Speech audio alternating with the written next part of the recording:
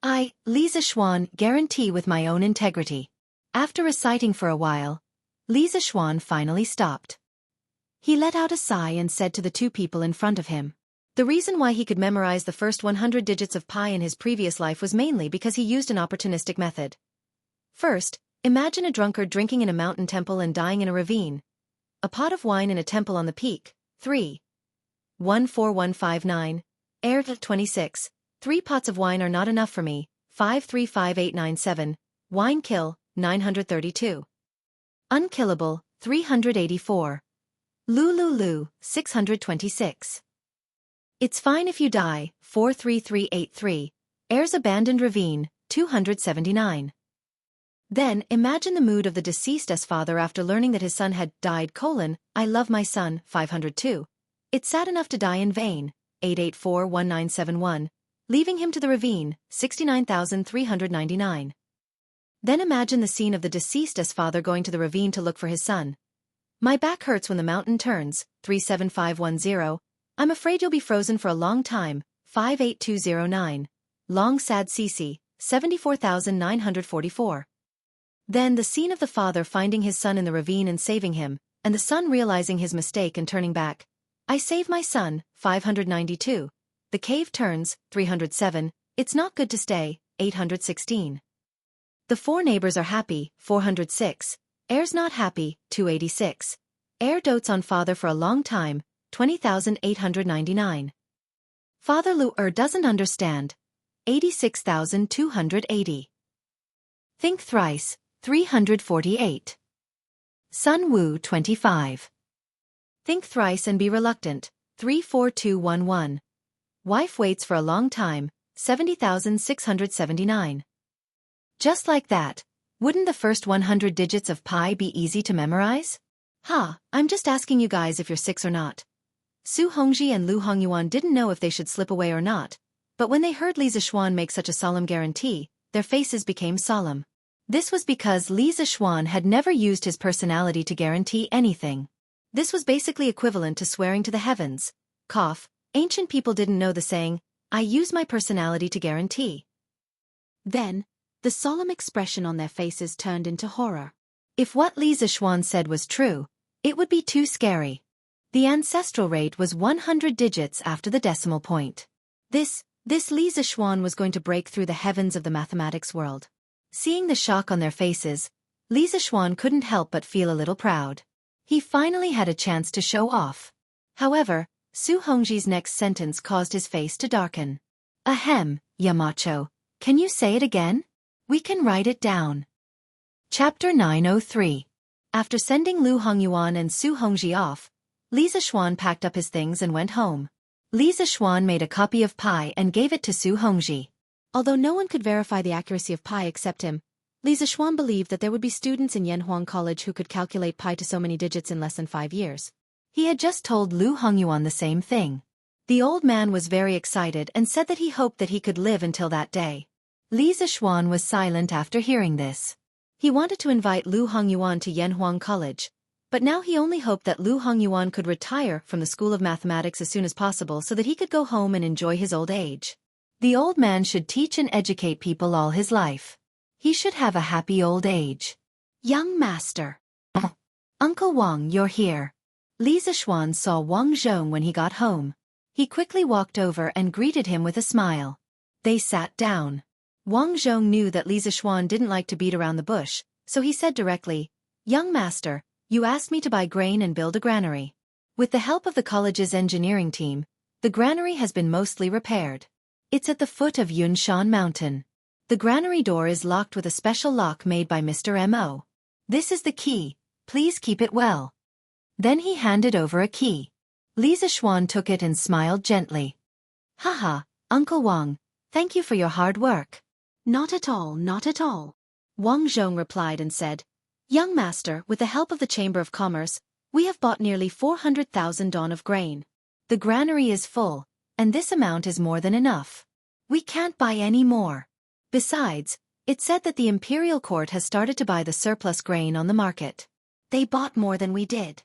Because of this, the price of grain, which had dropped to 2 coins a bushel, is now going to rise again. If we buy more, I'm afraid that it will cause the price of grain in Chang'an to skyrocket. It'll be bad if the emperor blames us. 400,000 dong? Hearing this number, Li Zishuan couldn't help but be shocked. It was true that he had asked Wang Zhong to buy a large amount of food, but he didn't expect Wang Zhong to be able to buy so much food. This was a bit beyond his expectations. It was mainly because he underestimated the ability of the members of the Flaming Yellow Chamber of Commerce. Uncle Wang, give a batch of grain to the winery to make wine.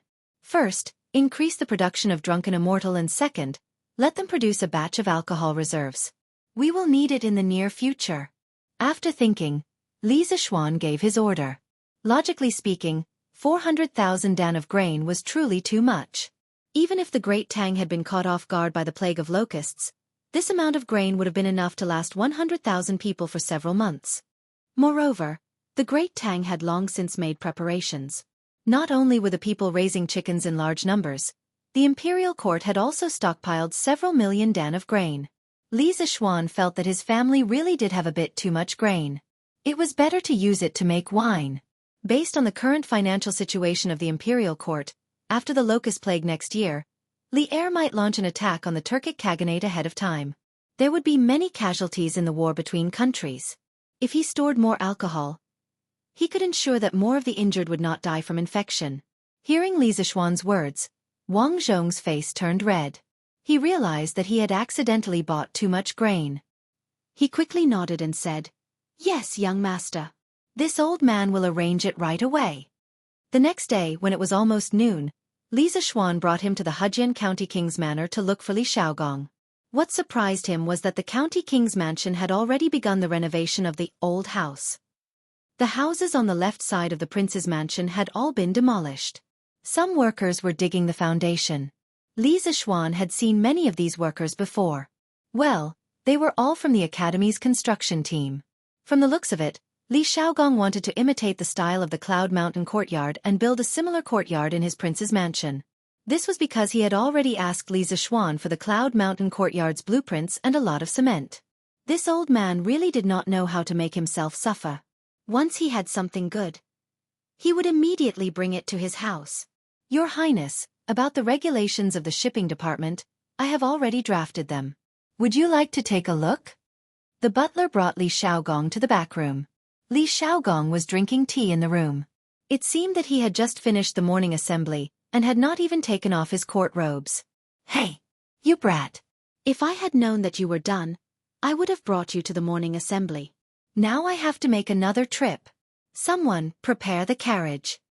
Li Xiaogong said helplessly as he beat his legs. The servant beside him quickly agreed and then went to prepare a horse for Li Xiaogong. Li Zishuan was stunned and asked, "Your Highness, don't you want to take a look first?" Li Xiaogong waved his hand and said, "No need.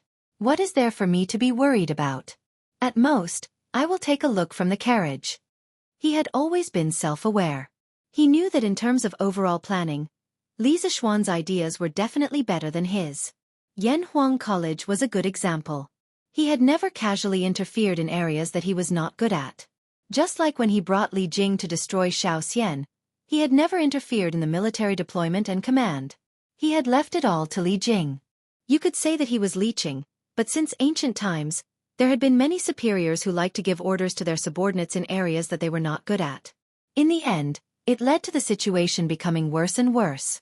Sometimes, leeching was also an advantage. The two of them arrived at the palace in a carriage. After reporting, they were brought to Ganlu Hall. Li Er was there working hard to read the memorials.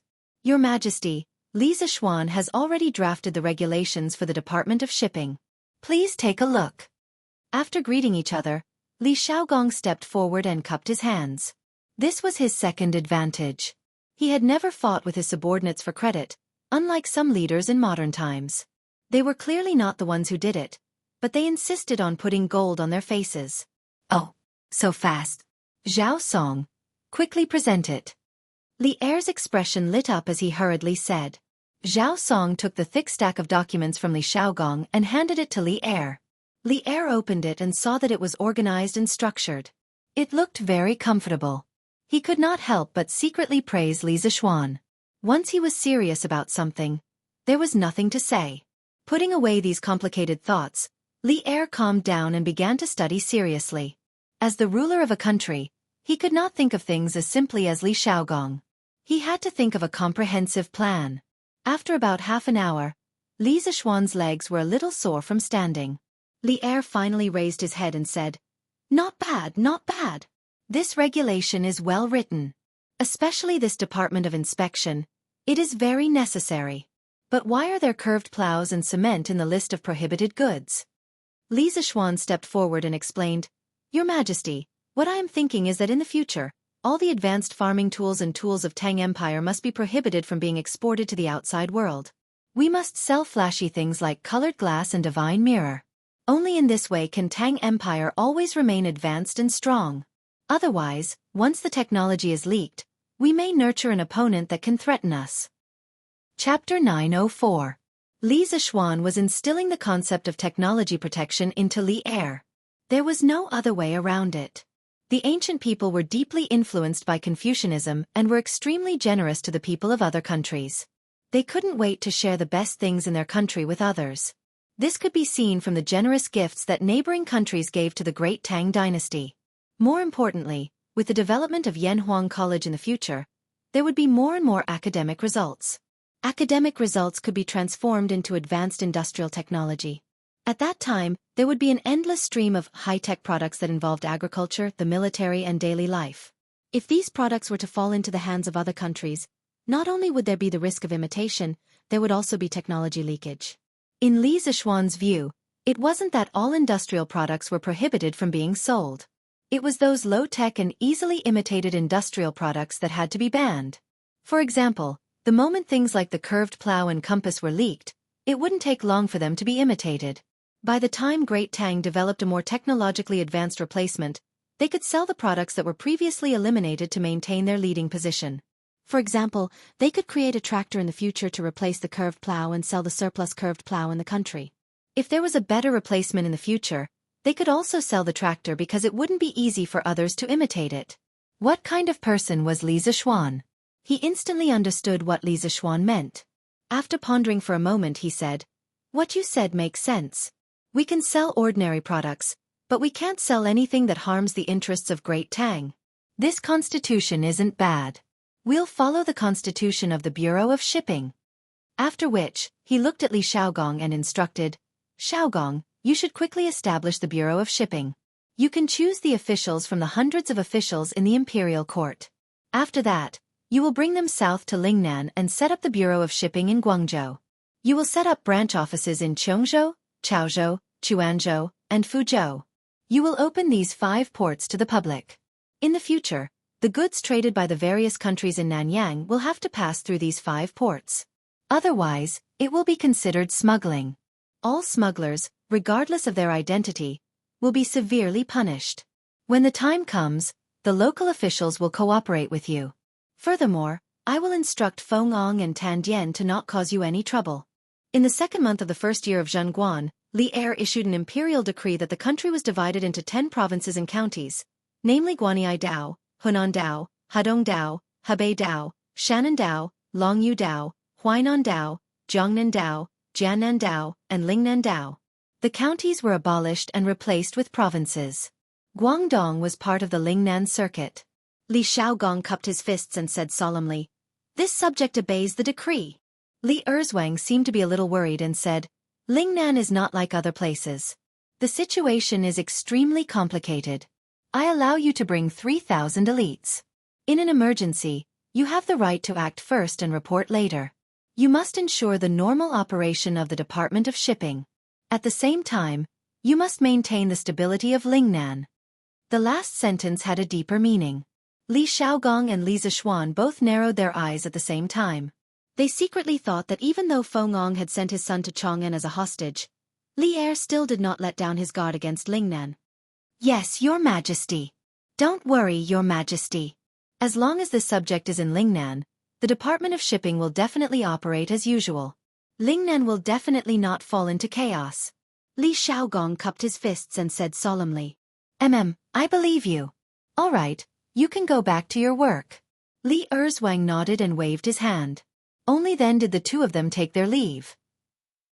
"Your Highness, What kind of person is Feng Ong? Leaving the palace, Li Zixuan asked Li Xiaogong as they sat on the "Don't touch me" of the royal prince's mansion. Li Xiaogong frowned and thought for a while before answering. Feng Ong. He is a capable and ambitious person. Without waiting for Li Zixuan to ask, Li Xiaogong continued. In the previous dynasty, Feng Ong started as a small county magistrate and went all the way to the right Wuwei Grand General. Although he had the support of his ancestors, his ability to lead troops and fight wars was unquestionable. After the previous dynasty was destroyed, Feng Ong led the army back to Lingnan. In just a few years, he unified hundreds of tribes and occupied thousands of li.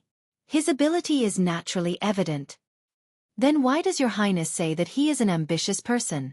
Li Zixuan asked. Hearing this, Li Xiaogong's face turned cold. He said, in the first year of Wuda, the Tang Empire was founded. Emperor Gaozu and the current His Majesty conquered the east and the west, gradually purging the rebellious forces in the Tang Empire. Of course, there were also many forces that chose to submit to the Tang Empire. But Feng Ong did not. It was not until the 5th year of Wuda that the Tang Empire and the Eastern Turks fought a war. The Turks retreated and the situation in the Tang Empire became clear. Only then did Feng Ong offer up his territory and submit to the imperial court. If he is not ambitious, then what is?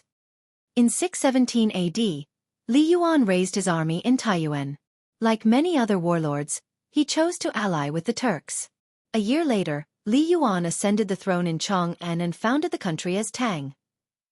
The Tang Empire regime quickly stood out among the warlords. Their conflict with the Turks deepened day by day, and they began to turn from allies to enemies. In the 5th year of Wuda, a famine broke out in the Turks. At that time, Li Yuan wanted to free himself to deal with his most powerful opponent, Lu Haita. So he took the initiative to send large amounts of gold, silver and treasures to Sheli Khan, requesting peace. Sheli Khan was in a difficult situation because of the famine, but he was happy to push the boat along with the current. The two countries promised to marry and mend their relationship. Li Yuan took advantage of the temporary peace with the Turks to launch an all-out attack on his opponent, Lu Haita. On the 26th day of the 3rd month, Li Shimin defeated Lu Haita. Lu Haita's 20,000 elite troops were almost wiped out. He only took 200 or so people to escape and seek refuge with the Turks. Sheli Khan seemed to have woken up from a dream. He tore apart the peace treaty with the Tang Empire and sent out tens of thousands of troops. Together with the exiled Lu Haita, he launched an attack on the Tang Empire. Li Yuan urgently ordered Crown Prince Li Jianqing to go out of Zhuozhou. Qin Wang Li Shimin went out of Qinzhou to resist the two Turks' armies. In addition, he dispatched Yunzhou Zhongguangua Zai to Yunzhong to ambush Sheli Khan's main forces. Zhua Wuwei General Duan Dezhao went to Xiazhou to cut off the Turks' retreat route. Both sides fought and suffered casualties. However, because at that time the Tang Empire had not completely unified China, Li Yuan tried his best to avoid large-scale conflict with the Turks, so much so that he did not hesitate to sacrifice part of his interests to restrain Sheli Khan. Finally, the Turks withdrew their troops, giving the Tang Empire a very precious opportunity to breathe. It was also in this year that Lingnan chief Feng Ong entered the imperial court and expressed his willingness to submit to the Tang Empire. Li Yuan divided his original territory into Gao, Luo, Chun, Bai, Ya, Zhai, Lin, and Zhen, 8 prefectures. He appointed Feng Ong as Shangzhu Gua, Gaozhou Zongguan, and conferred him the title of Duke of Yu. He appointed his son Feng Zhidai as the governor of Chunzhou. Inside the carriage, Li Zixuan was silent for half a day. Then he cupped his fists and said, "If it is really as Wuxia said, then Wuxia must be careful in everything in Lingnan." Li Xiaogong laughed heartily and said, "Ha ha! Don't worry, Feng Ong, won't dare to touch this prince. If he does, then the imperial court will have a reason to send troops to Lingnan." At the end of his words, a cold light appeared in his eyes. Chapter 905. Li Zixuan would not be able to help with this. The next step was for Li Xiaogong to select suitable officials to fill up this newly established department. Although he knew most of the big shots in the imperial court, it was useless if he was not familiar with them. As the saying goes, you may know a person for a long time without understanding his true nature. This kind of thing had to be left to Li Xiaogong, the old fox in the imperial court. He still had a lot of things to do. On the FIFA side, Ma Zhou was also very efficient. Now, the team of the FIFA headquarters had been set up. More than 30 young scholars had just joined and were learning the football management regulations, written by Li Zixuan under Ma Zhou's organization. They would be assessed in a week. Li Zixuan planned to wait until this group of people had finished their training before selecting some of them to set up local FIFA branches. The Great Tang had 10 daras, and he was only planning to set up a FIFA branch in each one, not every province. After all, the Great Tang had more than 300 provinces. How could he find so many people? In addition, because of Li Zixuan's wonderful engineering enlightenment class, Yanhuang College had become famous. Every weekend, students from other places would come to visit. Li Zixuan did not refuse any of them. The two places that most students visited were Guanghua Building and the sports field. There was a huge globe downstairs in Guanghua Building. On it, the location of each province and county of the Tang Empire was marked in detail. The other countries were not marked in detail, but from this globe, it could be seen that the Tang Empire's territory was very small compared to the whole world. This surprised many people. Before Li Zixuan, everyone thought that the Tang Empire was the center of the world. But the reality was not like that. Of course, there were people who doubted the authenticity of the globe. But when there were doubts, there would be Yanhuang College students next to them who would take out the college's geography textbook and debate with them. After a period of time, many people accepted Li Zixuan's Earth theory. The sports department of the academy already had a batch of soccer balls for the academy students to rent for free. Therefore, there were several soccer teams formed by the students in the academy. However, there was only one field, and Li Tai and the other rich second generations could not occupy it every day. In the end, the soccer teams discussed with each other and decided that they could use whatever field they wanted on weekdays, but on weekends, they had to take turns. Therefore, there were football matches on the sports field every weekend. Most of the students who came to visit Yanhuang College liked to come here to watch the fun. Correspondingly, more and more people began to feel the charm of football. Most of these people wanted to buy a football when they went back, but when they saw the high price and the long line outside the strange interest pavilion every day, they dismissed the idea. Since I can't afford it, I'll rent it. Although it cost 100 copper coins to rent a soccer ball for a day, it was still acceptable for several people to share the cost of a dozen copper coins. Therefore, the football rental business of the Football Association became popular. The more than 300 soccer balls in the warehouse could be rented out every day, and they could earn dozens of copper coins in a day. Although this was a small amount of money to Li Zixuan, this small amount of money was more than the monthly profit of some restaurants and shops. It really made many people envious. Phew! The matters of the academy, the Department of Municipal Imports, and the Football Association have finally come to an end. I can finally do my own things. Li Zixuan sighed and sighed as he walked on the path of Yunshan.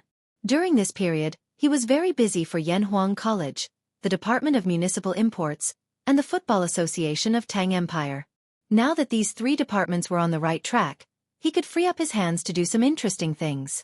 For example, supplying electricity to the Yunshan villa. This was something he had wanted to do for a long time.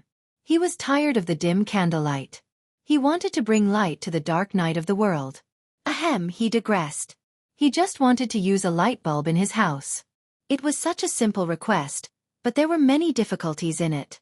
However, Li Zixuan was not afraid of difficulties. After all, now that he had rubber, he could use rubber-coated copper wire as an electric wire. It was more stable than the previous enameled wire. In this way, the medium and long-distance power transmission was guaranteed. Moreover, there was a small waterfall at the top of the west side of Yunshan Mountain. When the time came, he could put a hydroelectric generator under the waterfall and connect a wire back. Then he could find a way to make a light bulb. Wouldn't he be able to achieve electric lighting? Although he did not have the metal tungsten needed to make the filament of the electric lamp, who said that only tungsten could be used to make the filament? Other conductive materials could be used to make it, but the lifespan was shorter. Li Zixuan couldn't help but feel excited at the thought of having the opportunity to use the electric lamp in Tang Empire. When this guy returned home, he went straight to his study and ignored the outside world. He was only focused on electricity research. Your Majesty, bad news, bad news. Night fell. Ganlu Palace. A young eunuch suddenly ran in a panic, and said as he ran. Zhao Song, who was standing not far away from Li Er, glared at the young eunuch. He thought to himself that this guy really didn't know how to speak. What did he mean by Your Majesty, bad news? Wasn't he cursing Li Er? Why are you in such a panic? Tell me quickly. Li Er didn't think much of it. He only frowned slightly and asked. The young eunuch hurriedly said, Your Majesty, His Highness King of Wei. His Highness King of Wei is seriously ill and can't get up. What? Qing Ke is ill? Li Er stared and suddenly stood up. He shouted at the young eunuch, Why is Qing Ke ill? Wasn't he fine in the morning? Why is he suddenly so ill and can't get up? Imperial physician? Where's the imperial physician? Why aren't you calling for the imperial physician? The young eunuch said with a sobbing tone, Your Majesty, we have already called for the imperial physician, but the imperial physician said, Clang! At this moment, the sound of a porcelain plate falling to the ground came from the entrance of the palace. Li Er, who was upset, thought that some servant had accidentally broken the flower pot or something. He wanted to reprimand, but when he looked up, he was stunned and swallowed the words that were about to come out of his mouth. Li Er quickly walked down and greeted the person at the entrance of the palace. He said, Maid Guanyin, what's wrong with Qing Ke? Tell me what's wrong with Qing Quebec. The person who came was Empress Zhang's son. Seeing that it was already late at night, she wanted to send some refreshments to Li Er. But who would have thought that just as she arrived, she would hear such shocking news? Her entire face instantly turned ghastly pale. At this moment, she couldn't care about being rude. As if she didn't see Li Er, she rushed to the young eunuch and asked with a hoarse voice. Yes, hoarse. As a mother, there was no news more shocking than this. Chapter 906. This afternoon, Prince Wei, young Master Zhang's son, and young Master Cheng were playing football on the lawn outside Plum Village. After returning from the game, Prince Wei started vomiting and having diarrhea right after dinner. At first, the official of the Prince Wei's residence thought that the food was not clean, so he severely punished the steward of the kitchen. The medical officer of the Prince Wei's residence thought that Prince Wei had eaten something bad, so they prescribed a prescription to stop diarrhea. After Prince Wei took it, not only did His Highness's illness not get better, but it became even worse. Now, Prince Wei is about to vomit his bile and poop his intestines out. Li Er and his wife were worried about their son. Ignoring the fact that it was already late, the two of them left the palace. On the way to the Prince Wei's residence, the eunuch who came to report first had the chance to explain the details to Li Er. Li Er's face darkened as he asked, What did the imperial physician say? The young eunuch replying to Your Majesty, in a moment of desperation, the Wei Wangfu's official hurriedly went to invite old imperial physician Qin and old imperial physician Wang. However, after the two imperial physicians took His Highness's pulse, they said that His Highness the Prince of Wei is. Empress Zhang's son asked anxiously, What illness is my son suffering from? Tell me quickly. The eunuch trembled as he said, Your Majesty, the two imperial physicians said that Prince Wei is suffering from cholera. Cholera? Even though Li Er and Empress Zhang's son were mentally prepared, they were still shocked when they heard these two words. After the shock, Empress Jianghu's face instantly turned pale. This was because those who contracted this illness were basically half a step into the gates of hell. Bastard! Qing Ke was originally fine. Why would she suddenly have cholera? Investigate. Zhao Song. Bring people to investigate properly. Let's see if there is someone who is so daring as to poison my son.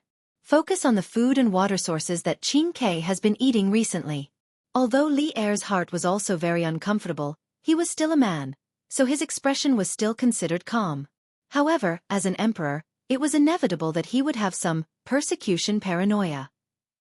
He felt that there were always unruly people who wanted to harm his son. Therefore, he ordered with a gloomy face and a cold voice. Yes, sir. At this juncture, Zhao Song did not dare to be careless.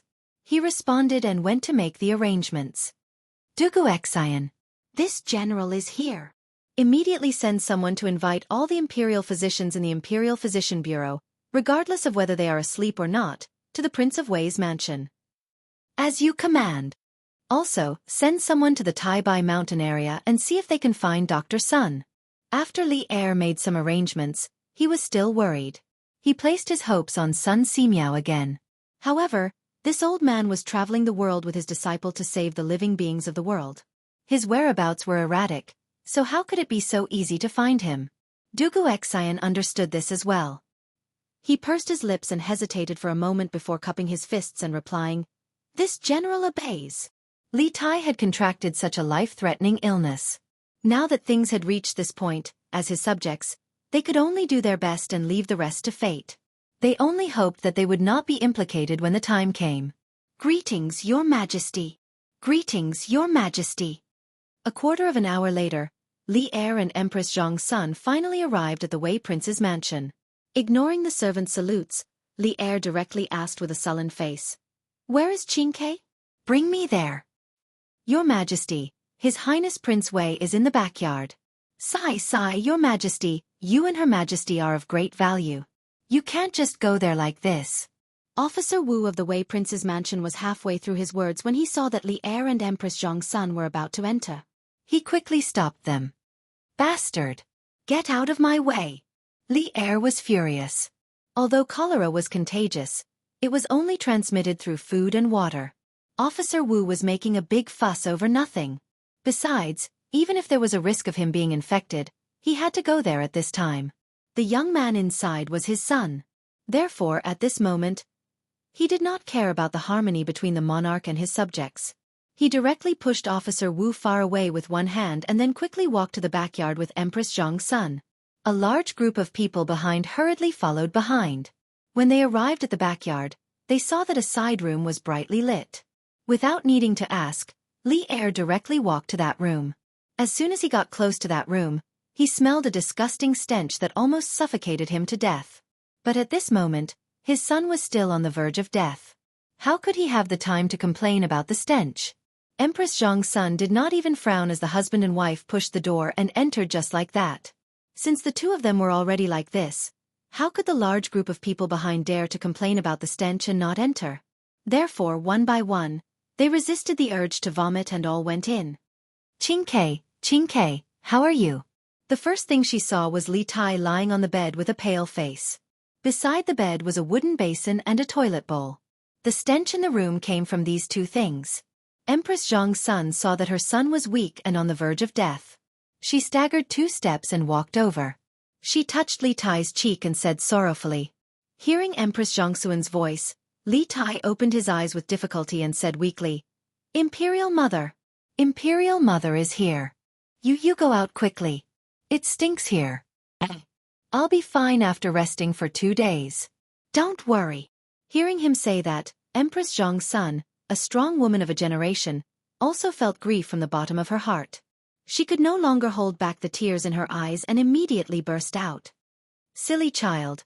Imperial Mother is not afraid of the stench.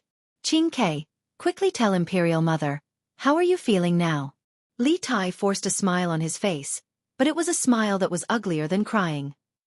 Your son is fine. Mother Empress, you should leave quickly. Ugh. Quickly bring the wooden basin over." Seeing this, Elder Wu hurriedly roared at the maidservants beside the bed. The maidservants hurriedly picked up the wooden basin and brought it to Li Tai's side.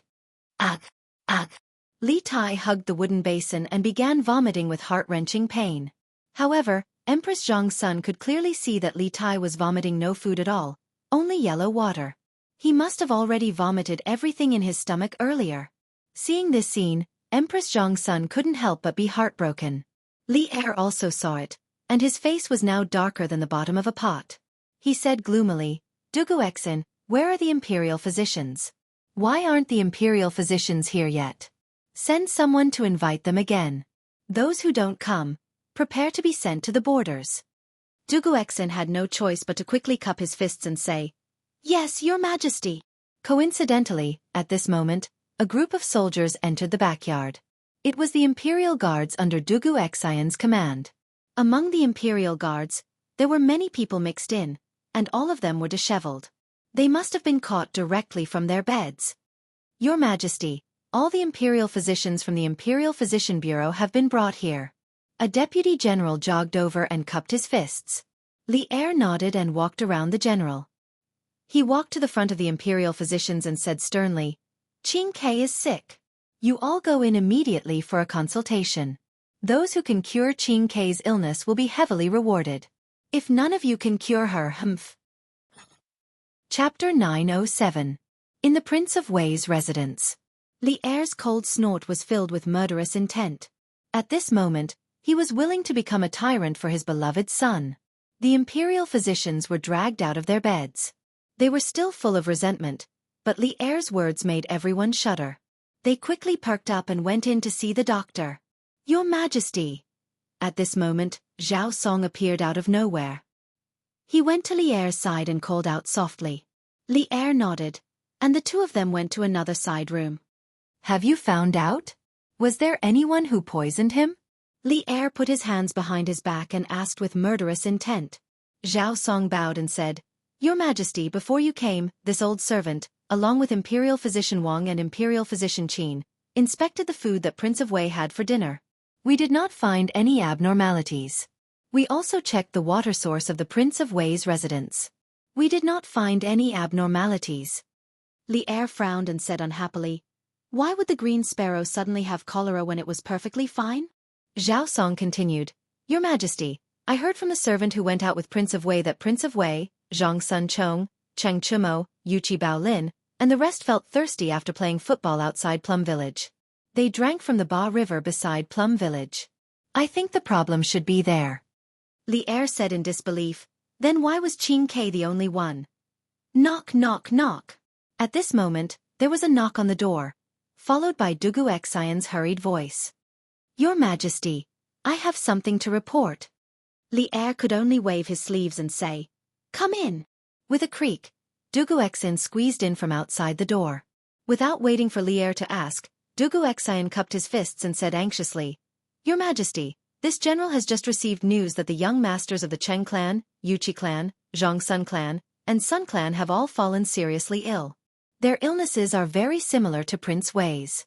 Now the state dukes and Sun Shaoqing are all looking for imperial physicians to treat their young masters." Li Er's expression changed. What he said really came true.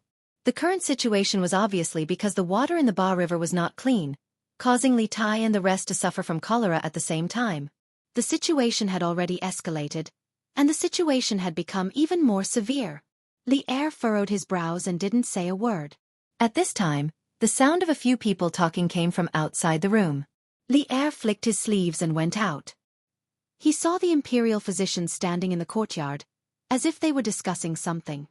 "Do the imperial physicians have a way to cure Qin Ke?" Li Erlong walked over with large strides and asked straightforwardly. The imperial physicians who had been discussing among themselves immediately lowered their heads. The entire courtyard was silent. Li Er's face was getting darker and darker. He was about to explode when an old man walked out from the crowd. It was Dr. Qin from the Imperial Medical Department, who had accompanied Li Zishuan to attack Snake Spirit Mountain and tested the poison with his own body. "Your Majesty, according to our joint diagnosis, His Royal Highness Duke of Wei's illness is cholera. It comes with a ferocious momentum and can empty a person's body in an extremely short period of time. According to the ancient books, there is no effective treatment method, so we are not confident that we can cure His Royal Highness Duke of Wei. All I can do is try my best to delay the onset of His Highness King Wei's illness, so that His Highness King Wei can hold on for another 2 days. Please forgive me, Your Majesty. Please forgive me, Your Majesty."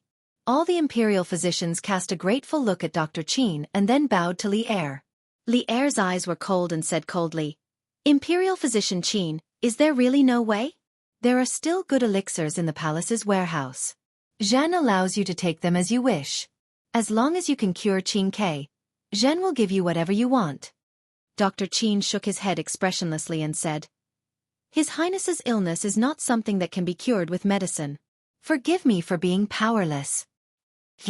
Li Er was furious, and his eyes revealed a bloodthirsty light. "Your Majesty, please calm down." At this critical moment, Empress Zhang's son came out of the house. In less than an hour, Zhang Xuan's face seemed to have aged a few years. She looked even more haggard. The tears on her face had not dried yet, and her eyes were red. God knows what kind of rough journey she had experienced during this period of time. When Li Er saw this, he couldn't help but feel pain in his heart. This woman was the devil of his life. "Your Majesty, Imperial Physician Qin and the others have done their best. Please don't punish them."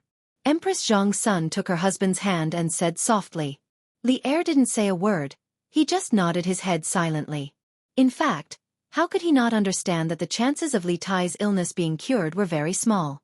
So, he was just angry because he couldn't do anything. He was a dignified emperor, in charge of the fate of millions of people, but in the end, he couldn't save his son. How sad. Imperial Physician Qin, I will leave Qin Ke to you. You just do your best. If you can save him, that's the best. If you can't save him, this Empress will not blame you. Empress Zhang's son looked at Dr. Qin and said in a kind tone. But when she said the last few words, her heart instantly collapsed, but she forced herself not to cry out. Dr. Qin had lived for a long time. He had already seen too much of the world. So, how could he not hear that Empress Zhang's son was pretending to be kind? They all said that doctors have the heart of a parent.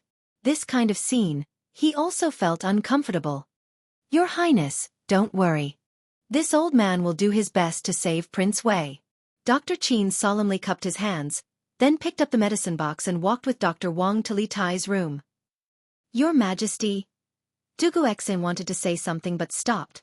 Li Er understood what he wanted to say and said, immediately choose 8 imperial physicians and escort them to Wuji, Jijia, Jingda, and Sun Fujia's houses. Yes, Your Majesty. Immediately order the county magistrates to send out bailiffs and prohibit the people from drinking the water of Ba River. Li Er added another sentence. Now that things had developed to this point, it was no longer his family's matter. As an emperor, he could occasionally be emotional, but most of the time, he had to maintain his rationality. Yes, Your Majesty. Dugu Xian received the order and left. After a while, another soldier came to report, Your Majesty, His Highness the Crown Prince, Princess Changel, and His Highness the King of Han request an audience. Hearing this, Li Er's heart finally warmed a little. He nodded and said, let them all in. It's good to see Qin Ke. As Li Er expected, the current situation had rapidly deteriorated and was becoming more and more intense. The houses of the Cheng, Zhang Sun, Yuqi, and Sun families were all brightly lit tonight. The madams of the 4 families shed countless tears. Chang'an City at night suddenly had a trace of solemnity. What was more serious was that outside Chang'an City, many people were suffering tonight. Unfortunately, the number of people infected with cholera was increasing. Chapter 908. Li Zishuan, who was far away from the commotion, slept very soundly that night. This guy was designing the generator in the study and had used up a lot of brain cells. He also drew a lot of blueprints. He was a little tired and fell asleep on the table. Han Yushi was afraid that it would be cold at night and Li Zishuan would get sick from the cold. In fact, even if this guy was left to sleep outside for a night, he would not get sick. So she called Xiao He and Xiao Shi, and the 3 of them carried Li Zishuan into the bedroom together. Of course, Li Zishuan was conscious during this period. The sharp senses of a martial arts grandmaster were not just for show. However, his nose twitched and he knew who was next to him. So he allowed the 3 of them to move him in. After settling Li Zishuan down, Han Yushi returned to the study and carefully put away the blueprints that Li Zishuan drew. She put them in the small drawer of the desk. After locking it, she double-checked it before returning to the room with the key and lying down beside Li Zishuan. Although she couldn't understand those blueprints, the entire Li family, except for Lan treated Li Zishuan's blueprints with the highest confidentiality standard. They were afraid that others would take advantage of it if it was leaked. Although Li Zishuan had said many times that there was no need to be so serious, the Li family's style of doing things had never changed. The night went by uneventfully. Li Zishuan, who was overworked, didn't even do any exercise in bed. He slept comfortably all the way until dawn. He was truly exhausted from yesterday. It was early in the morning, so little Zishuan was naturally in high spirits. Li Zishuan originally wanted to make up for last night's exercise, but Han Yushi had foreseen it and avoided it. Now that Li Jingma, Madame Li, and Lana were living with them, how could she let her husband do whatever he wanted in broad daylight? Husband, quickly wash up and come down for breakfast. I've put the blueprints you drew yesterday in the drawer. The key is under the pillow. Don't be as tired as yesterday. Han Yushi finished speaking in a panic and then ran downstairs as if she was escaping. This girl seems to have gained some experience in the revolutionary struggle. Li Zishuan rubbed his nose and said shamelessly. Cloud Mountain was filled with warmth, but the situation in Chang'an City was not so good. Your Majesty, the civil and military officials are already waiting outside the Taiji Palace. What do you think about this morning court session? Inside Prince Wei's mansion, Zhao Song, with a pair of panda eyes, asked Li Er carefully. In fact, he was not the only one with panda eyes. The entire Prince Wei's residence, including Li Tai, did not sleep for the entire night. Li Tai was no exception. After a night of pooping and vomiting, he felt a burning pain in his anus. He felt that he would rather die than suffer. Inform the officials that the court will be suspended for today. If there are any important matters, submit the memorials to the auxiliary machine, to the Minister of Affairs. Xianling and Ruhui will deal with it on behalf of us. Li Er rubbed his glabella and said in a low voice. He wanted to ask Zhang Sun Wuji to deal with it on behalf of him, but he suddenly remembered that Zhang Sun Wuji was probably in the same situation as him. They did not sleep for the entire night and might not even come to the morning court session. Thus, he changed his words. Zhao Song cupped his hands and said, "Yes, Your Majesty." Then, he called a young eunuch and asked him to pass the imperial decree to the palace. He continued to stand beside Li Er and serve him. "What's the situation inside now?" Li Er sighed and asked softly. "Your Majesty, Prince Wei's body is too weak now. We can't use too much medicine. Last night, a few imperial physicians discussed and came up with a compromise. Prince Wei has already taken it." Prince Wei finally fell asleep when the sky was about to brighten. The number of times he went to the toilet has also decreased. Zhao Song hesitated for a moment and cupped his hands to report. Li Er's heart sank. He was not a 3-year-old child. Zhao Song was obviously reporting the good news and not the bad news. "It's been so long. Has Qing Ke eaten?" Zhao Song's face instantly turned ugly. Seeing Li Er looking at him with burning eyes, he could only tell the truth. Imperial physician Qin said that whatever Prince Wei eats now, he will vomit or poop. For Prince Wei, food is not only unable to replenish his energy, but it will also worsen his body's weakness. Therefore, it is not suitable for Prince Wei to eat at the moment. Humph. But if a person doesn't eat, how long can he live? Li Er slapped the stone table and said sullenly, "Your Majesty, please calm down." Imperial physician Qin said that for now, we can only use medicine to keep Prince Wei's life. Then, we will think of another way. Zhao Song said carefully. "Imperial Father." As the two of them spoke, Li Chengqian, Chang'e, and Li Ku walked out of the room. The three of them had red eyes. Only then did Li Er put away the gloominess on his face. He turned around and nodded at his 3 children. "Qing Ke is asleep?" Li Chengqian nodded and replied, "Yes, Imperial Father." Li Er looked at Chang'e. The little girl's face was like a pear blossom in the rain. She must have shed a lot of tears earlier. His heart felt as if it had been stabbed by a knife. It hurt more than being stabbed on the battlefield. "Chang'e, go back to the palace with your mother to rest. Don't worry, Qing Ke will get better," Li Er said gently. Chang'e wanted to say no, but when she met Li Er's bloodshot eyes, her heart hurt even more. In order not to worry Li Er, she could only nod silently. The moment she turned around, she could not help but ask, "Imperial Father, will Brother Qing Ke really be fine?" Ever since Li Tai became Li Zishuan's disciple, his temperament had changed a lot. He doted on his sister even more. Naturally, she respected her brother Li Tai even more. When she suddenly heard the bad news last night, she felt as if the world was falling apart. It was hard for her to accept this reality. When Li Er heard this, he felt as if a huge rock was pressing down on his heart. He felt indescribably uncomfortable. "Don't worry, Chang'e. Qing Ke will definitely be fine. Quickly go back and rest." Chang'e nodded firmly. "Yes, Brother Qing Ke will definitely be fine." With that, she turned around and walked into the room. However, she muttered to herself in the air, "If only Brother Xiaoxian was here.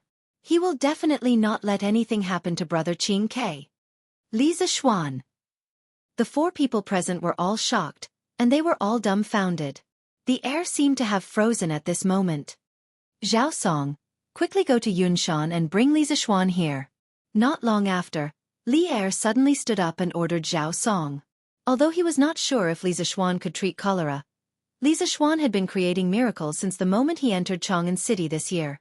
Someone who could cure Qin Qiong, who was covered in injuries, must have a way to deal with cholera. Moreover, Li Tai's life was hanging by a thread. As long as there was a glimmer of hope, he was willing to try. Otherwise, he would not have sent people to Tai Bai Mountain to look for Sun Simiao last night. Yes, Your Majesty. Chapter 909. His Majesty is not feeling well today, so he will not attend court for a day. If the officials have urgent matters, hand over the memorials to Minister Fong and Minister Du to deal with them. Outside Taiji Palace. The officials who had been waiting for a long time without seeing Liu Zhao and the others enter the palace suddenly received such a decree. They couldn't help but discuss in private. What's going on today? Duke Qi didn't come, Duke Lu didn't come, Duke Yuqi Jingda didn't come, and now His Majesty didn't come either. In the first year of Zhengguan, Zhang Sun Wuji was promoted to Minister of Appointments and was awarded the title of Duke Qi. Something big must have happened. Since His Majesty ascended the throne, he has always been diligent and loved the people. There has never been a situation where he didn't attend morning court. What big thing can happen? Besides, even if something happened, it's impossible for so many officials to not come at the same time, right? Fang Xianling saw the commotion below and couldn't help but stand up and say loudly, "Colleagues, if you have something, please hand over the memorials to me. If there is nothing, please return to your offices and do your duties." As the Prime Minister of the Empire, Fang Xianling still had a lot of prestige. As soon as his voice fell, the officials immediately quieted down. Qin Qiong's eyes flashed and he turned to leave without saying a word. He also felt that something was wrong, so he wanted to go to Cheng Mansion and Yuqi Mansion to take a look. Damn, you are all a bunch of quacks. You don't give my son food. Do you want him to starve to death? Cheng Mansion backyard.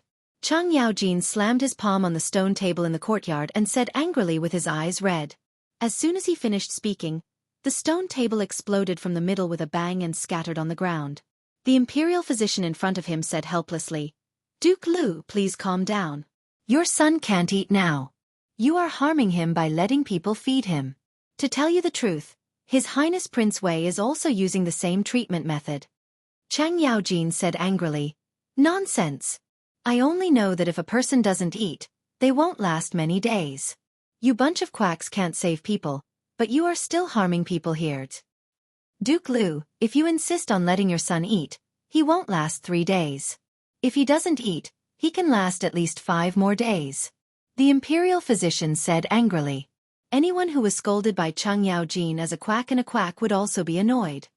"Master, don't say any more. Let's listen to the imperial physician." Madame Cheng wiped her tears and pulled her husband who had lost his mind. "Humph. Listen to my ass. Steward, immediately send someone to Cloud Mountain and invite little Xian over." Chang Yaojin flicked his sleeves, turned around and left. Marquis of Yong'an? If Duke of Lu invites the Marquis of Yong'an over, there might still be a chance to turn things around. When the imperial physician heard Chang Yaojin mention Li Zishuan, his eyes lit up as he muttered in his heart. Marquis, bad news. Something big has happened. Cloud Mountain Villa. Li Zishuan was having breakfast with his family in the living room when he heard Pang Feiji's wailing outside. "What's the fuss about? Come. Have you eaten breakfast? If you haven't, let's sit down and eat together." Li Zishuan looked at Pang Feiji, who was panting at the door, and said angrily, "Marquis, what time is it now? You should stop eating. Something big has happened. Quickly follow me into the city." Pang Feiji waved his hand and complained helplessly. Li Zishuan asked curiously, "What happened? Why are you so anxious?" Pang Feiji saw that Li Zishuan didn't seem to care, so he didn't beat around the bush and said directly, "Marquis, I've received news that Prince Wei, Cheng Chumo, Yuqi Baolin, and Sun Zifan contracted cholera at the same time yesterday. Their lives are hanging by a thread, and they are in imminent danger. Marquis, quickly go and take a look." Cholera.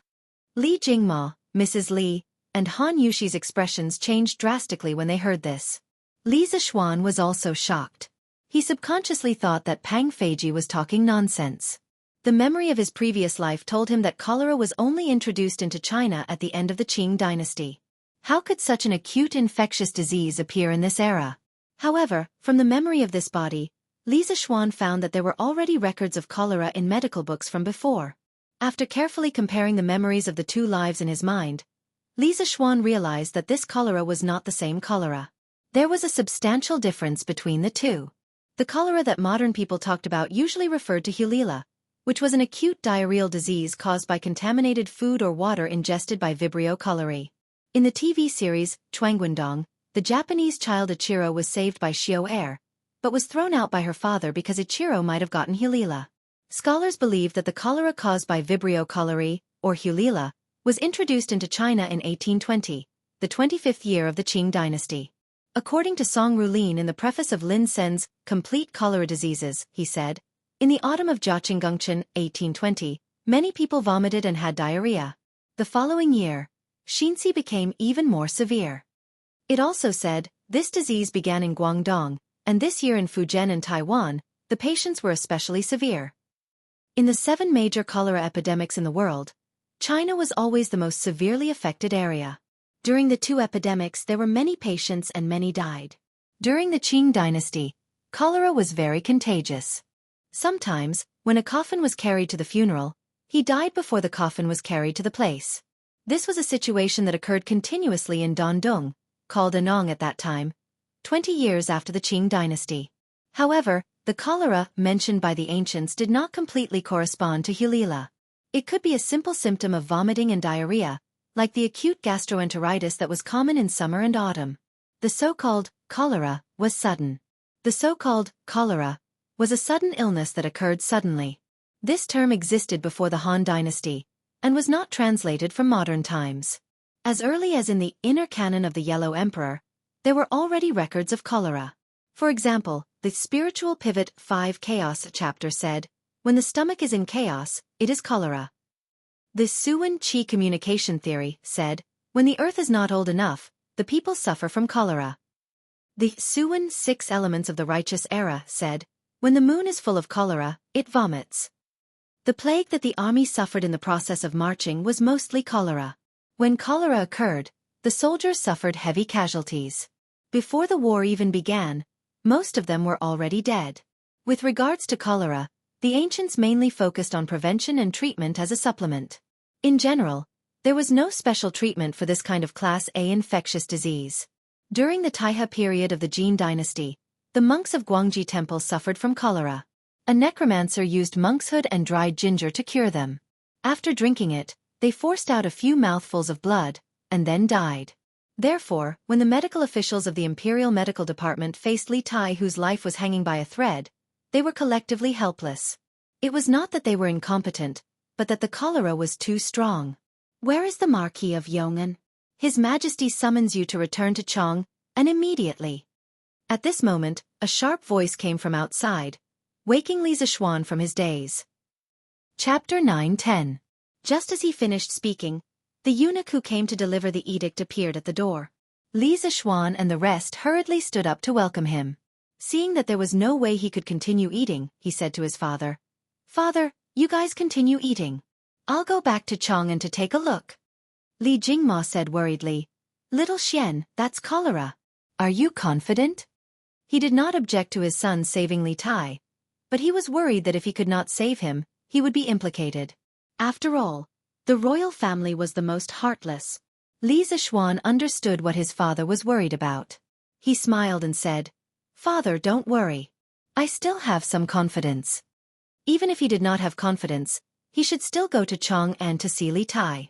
But coincidentally, he did know an ingenious method to treat cholera. "Little Xian, you have to be careful," Madame Li said worriedly. Li Zixuan said, "Mother, it's fine. I'll be back soon." After saying that, he prepared to leave with the young eunuch beside him, who was already anxious to the point of smoke coming out of his head. Who knew at this moment? "Marquis Yong, and my master invites you to see my eldest young master. May I trouble you?" An old man appeared outside the door. It was the Cheng Manor's housekeeper Liang. Li Zixuan recognized him at a glance. Housekeeper Liang was halfway through his sentence when he saw the eunuch beside Li Zixuan. He immediately shut his mouth, not knowing what to do. Obviously, he had guessed that this eunuch was here to ask Li Zixuan to treat Li Tai's illness. How could he ask for it? Was he going to snatch the person in front of everyone? But Cheng Chumo was also bedridden. Li Zishuan was his only hope. If he did not invite Li Zishuan back, what would happen to Cheng Chimo? Oh, Uncle Liang, you're here. Li Zishuan thought for a moment and understood the purpose of housekeeper Liang's visit. He took the initiative to welcome him and said, "How is Chon Yo? Does the imperial physician have any countermeasures?" Head steward Liang said with a distressed expression, "Eldest young master had diarrhea for an entire night and his stomach was empty, but he still couldn't resist going to the toilet. The imperial physician didn't allow him to eat, so old master asked me to invite the Marquis of Yong and to the manor to see if there's a way to treat my young master's illness." The little eunuch beside him immediately became anxious and stepped forward to say, "Marquis Yong'an, His Majesty and Her Highness are waiting for you. You should quickly follow us to save King Wei." Housekeeper Liang pursed his lips. He wanted to say something, but at this time, he couldn't possibly ask Li Zishuan to go against the order and save Cheng Chimo, right? That would be too selfish. Li Zishuan didn't know if Li Tai and Cheng Chimo's situation was serious or not. It would be bad if something happened to the other when he went to save one of them. After pondering for a moment, he raised his head and said decisively, "Uncle Liang, send Chimo to King Wei's manor in a moment. I will treat the two of them together. I will explain the situation to His Majesty." The little eunuch wanted to say something, but he was intimidated by Li Zishuan's reputation and didn't say anything in the end. As long as Li Zishuan could go to King Wei's manor as soon as possible. Head steward Liang said gratefully, "Thank you, Marquis Yong-en. I will go back and tell old master now." Li Zishuan quickly added, "All right, I'll have to trouble Uncle Liang to inform Uncle Yuqi, the Sun family, and the Zhang Sun family to send Yuqi Baolin, Sun Zifan, and Zhang Sun Chong over." Saving one person was the same as saving 5 people. He might as well solve them all at once. Head steward Liang naturally agreed. Li Zishuan followed the little eunuch on horseback to Chang'an City. "Your Majesty, the Marquis Yong'an is here." In King Wei's manor, just as Li Er and Empress Zhang Sun were panicking, a guard ran over and cupped his fists. Li Er's expression brightened. He raised his head and said hurriedly, "Let him in." "Yes, Your Majesty." After a while, Li Zishuan walked in and bowed. "Greetings, Your Majesty." "Greetings, Your Majesty." Li Erda waved his hand and said, "There's no need to be so courteous. Li Zishuan, I'm sure you've heard about the matter. Qing Ke has contracted cholera, and the imperial physicians are all helpless. Although you don't specialize in medicine, you always have some unexpected methods to treat illnesses and save lives. We called you here today to ask if you can treat cholera?" Before this, who would have thought that this half-grown youth would become the last hope of a country's ruler? Li Zishuan didn't immediately agree. Instead, he said, "May I take a look at King Wei's current condition? Everything will have to wait for me to take a look." Li Er nodded and said, "Zhao Song, bring the Marquis Yong'an in." In the past, he used to address Li Zishuan as a brat. Now that Li Zishuan had become Li Tai's last hope, Li Er's address of Li Zishuan became more formal. "Yes, Your Majesty." Zhao Song cupped his fists in acknowledgement. Li Zishuan followed Zhao Song to the side room to visit Li Tai. As they approached the side room, Li Zishuan could smell the stench rolling in. He quickly held his breath. He glanced at Zhao Song from the corner of his eye, and saw that the latter's chest was not rising and falling. He knew that this old man must be holding his breath like him. Entering the side room, it was filled with imperial physicians and servants. These people had been exposed to the stench for an entire night and must have developed immunity.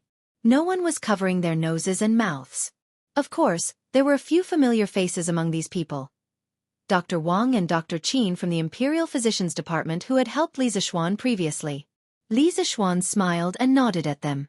Then, he looked at Li Tai, who was lying on the bed with a weak breath and had already fainted. He was immediately shocked when he saw him. Previously, during the military training at the academy, Li Tai had grown from a fatty who weighed 200 pounds to a normal man who weighed 120 to 30 pounds. But now, after being sick for a day, he seemed to have become even thinner. This cholera was really ferocious. In just one day, it could torture someone to this extent. If this were to continue for a few more days, Li Tai's life would be gone. "Xiao Xian, how is it? Is there any way to save him?" Unknowingly, Li Er had walked in. He looked at Li Zishuan and asked in a low voice. To his delight, Li Zishuan actually nodded. Your Majesty, from the feces and vomit, we can conclude that Xianxia has indeed contracted cholera.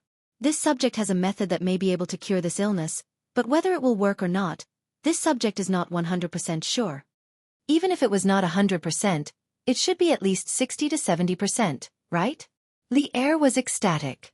Li Zishuan said that he was not 100% sure, but the imperial physicians were not even 10% sure. It was clear who was better and who was worse. Good, good, good. I believe in you. Whatever you need, just let me know. There are many rare herbs in the palace storehouse. I can give them all to you as long as you can cure Qingque's illness. Chapter 9:11. Your Majesty, I don't need those top-grade herbs for the time being. Let's wait for the others to come first before treating them together. Prince Wei's mansion. Backroom. Li Zishuan didn't take advantage of the sudden generosity of Li Er.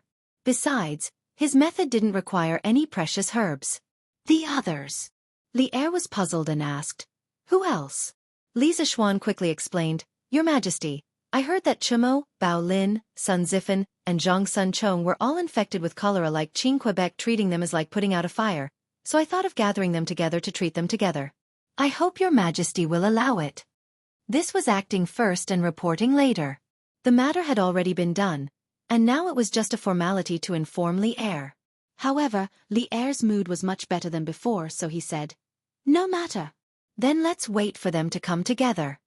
In the end, wasn't Li Zishuan willing to come here first because he was the emperor? But even if he was the emperor, he couldn't keep hogging Li Zishuan and delay the treatment of the others. Just as the two of them were talking, there was a commotion in the front yard of the Prince Wei's mansion. Immediately after, a guard came in and reported, "Your Majesty, Duke Lu, Duke Yi, Duke Qi, and Sun Shaoqing have brought their respective young masters over." Li Zishuan thought to himself that the speed was fast, while Li Er looked at Li Zishuan. Li Zishuan quickly cupped his hands and said, "Your Majesty, why don't you place them in this room so that I can treat them at the same time?" Li Er then instructed the guard, "Do as the Marquis of Yong'an says." Yes. Not long after, Zhang Sun Wuji, Chang Yaojin, Yuqi Jingda, and Sun Fujia, the four big shots of the imperial court, ordered the servants to carry their sons in on bamboo couches. It was worth mentioning that not only did they carry the people over, but they also brought the toilets and basins. Because their sons had vomited and had diarrhea several times along the way, they couldn't possibly poop on the bamboo couches, right? But their combination looked like they were moving. "Greetings, Your Majesty." After the four big shots settled their sons down, they bowed to Li Er one after another. Li Er waved his hand. "No need for formalities." Zhang Sun Wuji cupped his hands and said, "My son's condition is urgent. I didn't receive Your Majesty's summons and sent him here to seek help. I hope Your Majesty can forgive me." The other three followed suit and cupped their hands in apology. Li Er said warmly, "You are too serious. As a father, I understand your difficulties." Zhang Sun Wuji bowed and said, "Many thanks, Your Majesty." Then he turned to Li Zishuan and cupped his hands, "Marquis Yong'an, I'll leave my son in your care." Among the four families, he was the one with the most estranged relationship with Li Zishuan. The sons of the other three families were all Li Zishuan's first students, so their relationship was naturally not ordinary. Li Zishuan hurriedly returned the greeting and said, "I will do my best." Chang Yaojin and Yuqi Jingda came over and patted Li Zishuan's shoulders. With their family's relationship with Li Zishuan, there was no need to say anything more. If they said anything more, it would make them seem estranged. Sun Fujia also thanked Li Zishuan with a haggard face. The previously lifeless room finally had some vitality at this moment. The imperial physicians, servants, the four big shots who just arrived, as well as Empress Zhang Sun who was persuaded by Li Er to go back and rest, and Li Er himself, all placed their hopes on Li Zishuan. Li Zishuan felt an indescribable pressure. He turned around and said to Li Er, "Your Majesty, Your Majesty's treatment method is a little special. If Your Majesty raises any strange requests later, I hope Your Majesty, Her Majesty, and uncles will not question it. The final treatment effect will only be revealed at the end. Furthermore, the people here must listen to Your Majesty's instructions." This was giving an early warning. Although everyone felt that Li Zishuan's words were a little strange, no one raised any objections. Li Er also nodded and said, "No problem. Use whatever methods you have." From now on, all the guards, imperial physicians, and servants in the entire estate will be under your command. After saying that, he said to Wei Wangfu's senior official, Senior Official Wu, did you hear what we just said? Senior Official Wu hurriedly said, Your Majesty will fully cooperate with the Marquis of Yong'an's treatment. Li Zishuan smiled and said, Many thanks for your Majesty's understanding. Now, this subject will begin to treat Qing Ke and the others. Your Majesty, Your Highness and uncles, please move to the courtyard. Otherwise it will be inconvenient. Li Er nodded and brought Empress Zhang Sun out. Li Chengqian and Li Ku glanced at Li Zishuan and also followed out. As for Chong Lu, she had already been persuaded by Li Er and Zhang Sun to go back and rest. Xiao Xian, the best thing my family's Chou Niu did in his life was to have a brother like you. Cheng Yaojin was the last to leave. Before he left, he patted Li Zishuan's shoulder and sighed.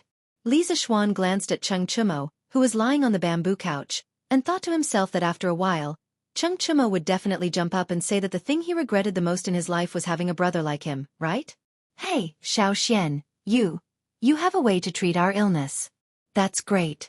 Last night, I almost King pooped my intestines out. Now, my butt is still burning with pain. Cheng Chumo said intermittently. Among the 5 of them, he and Yuchi Baolin were in the best condition. After all, the physique of a martial artist was in charge. Li Zishuan didn't waste time talking nonsense with this guy. Instead, he directly instructed the Wei Wangfu's official, Official Wu, this marquis needs something. Can you help me find some? Official Wu hurriedly said, Marquis, just tell me what you need. This one will do his best to help you find it. But Li Zishuan's next sentence had the flavor of not giving up until he was shocked to death. Quickly bring some people to help this marquis find some used toilet paper, and also bring over 4 braziers. Remember, they must be used toilet chips, not new ones.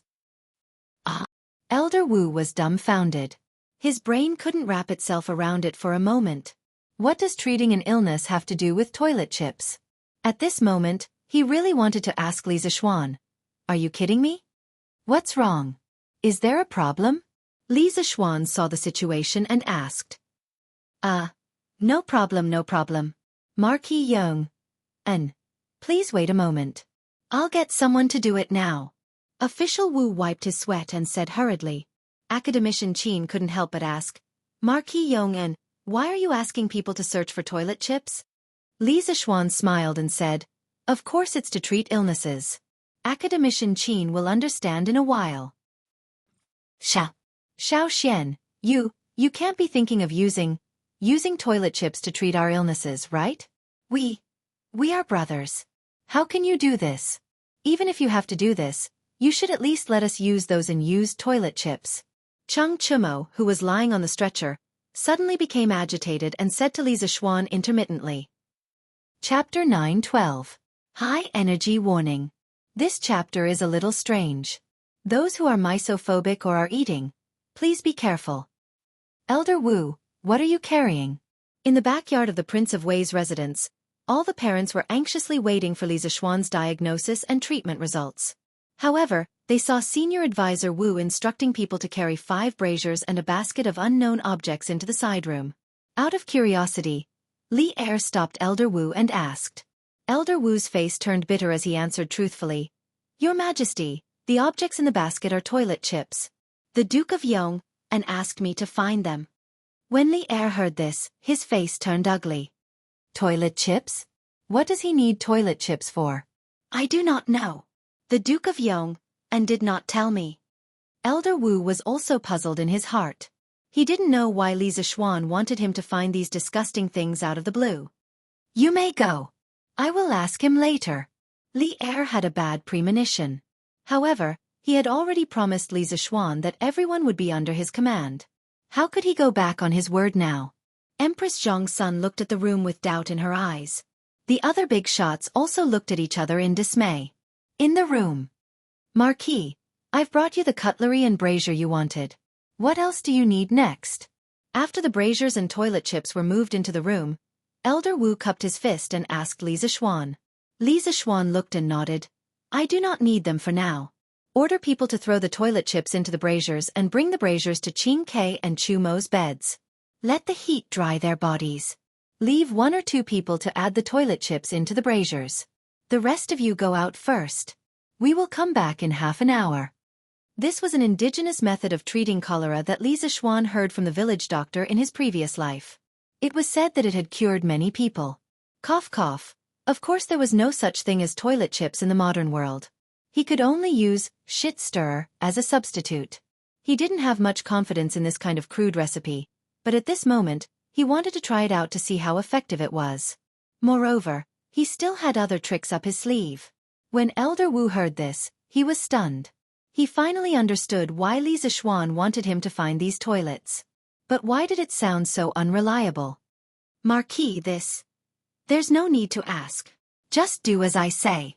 Li Zixuan didn't wait for Elder Wu to ask and waved his hand domineeringly. In fact, even he himself did not know that this method of using toilet cubes to treat cholera had a great background. The Compendium of Materia Medica had a record in the Medical Devices Department. Toilet preparation, attending physician, dystocia, cholera, and cold body tendons, burning hot air under the bed and spreading it to the upper body. Also, the attending physician is afflicted with evil spirit energy.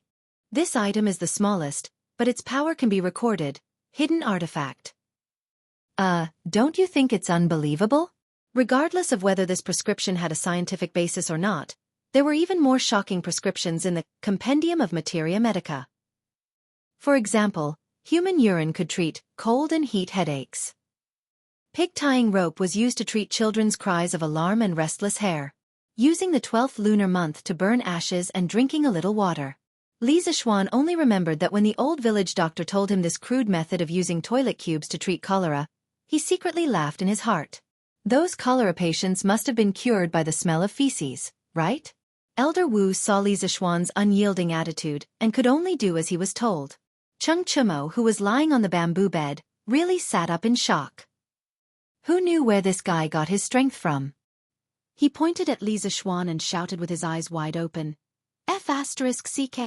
Xiao Xian, you can't cheat your brother like this. You're not treating us, you're clearly trying to suffocate us to death. Although he had been suffocated by his own feces for an entire night, how could other people's feces be the same as his own? Many times when you go to the latrine to take a dump, you'll think that the latrine next to you is smelly, but you'll usually not think that your own feces are smelly. Li Zixuan said with a smile, seeing that you're so energetic now, it means that this toilet cubes are very useful. Elder Wu, remember to close all the doors and windows in a while and keep them sealed.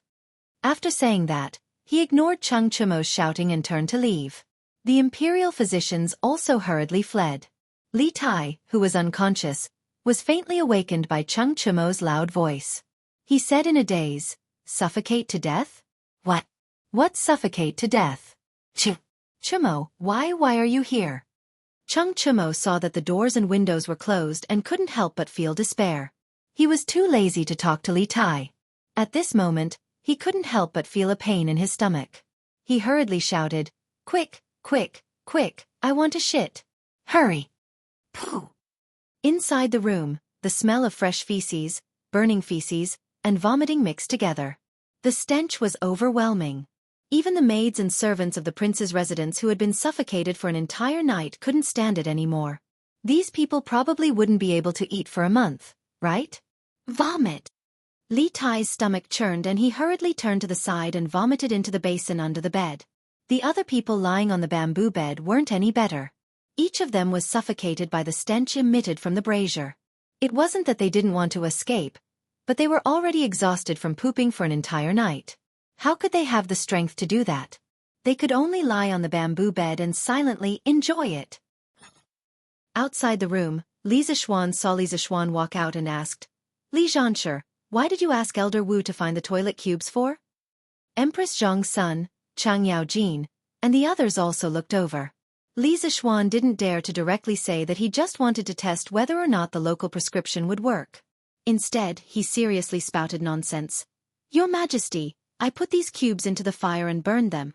I want to smoke out the damp and evil aura from Qing Ke and the others' bodies. Then I will supplement it with a few prescriptions to nourish and expel the cold to nurse their bodies and prevent them from having diarrhea.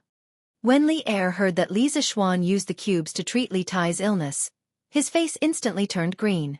He subconsciously suspected that Li Zixuan was purposely messing with his son. But Li Zixuan's later words made it seem like he was serious and reasonable, which made him hesitate for a moment. The main reason was that spiritual master Lingxiu's reputation was too great. Otherwise, he would have the thought of chopping Li Zixuan into pieces. After pausing for a moment, Li Er said with a black face, "I will believe you for now. If this still can't cure Qing Ke and the others, He didn't finish the second half of the sentence, but the threat was obvious. Empress Zhang's son, Chang Yaojin, and the others who originally didn't look good could only swallow their doubts when they heard that Li Er had agreed. Li Zixuan didn't care at all because he was very confident in the other prescriptions in his heart. "Thank you for your trust, Your Majesty." Then he turned and ordered, "Elder Wu, please bring me a brush and ink. I will write a few prescriptions and then you send someone to get the herbs." Chapter 9:13. Dr. Wu brought over a brush and ink. The imperial physicians couldn't help but gather around, wanting to see what kind of magical prescription Li Zixuan would come up with. Li Zixuan didn't mind them secretly learning from him. He picked up the brush and began to write. First, use 2 qian of dried ginger and 2 qian of wu zhuyu. Then, use 10 qian of dried ginger and 5 qian of cooked aconite. Fry it for 3 to 4 quarters of an hour. Then, add an appropriate amount of rice. Fry it in warm water. Lastly, add an appropriate amount of fresh ginger and hearth soil. Fry it in water and filter it to remove the dregs. Take it once in the morning and once in the morning. Within 5 days, you will be cured.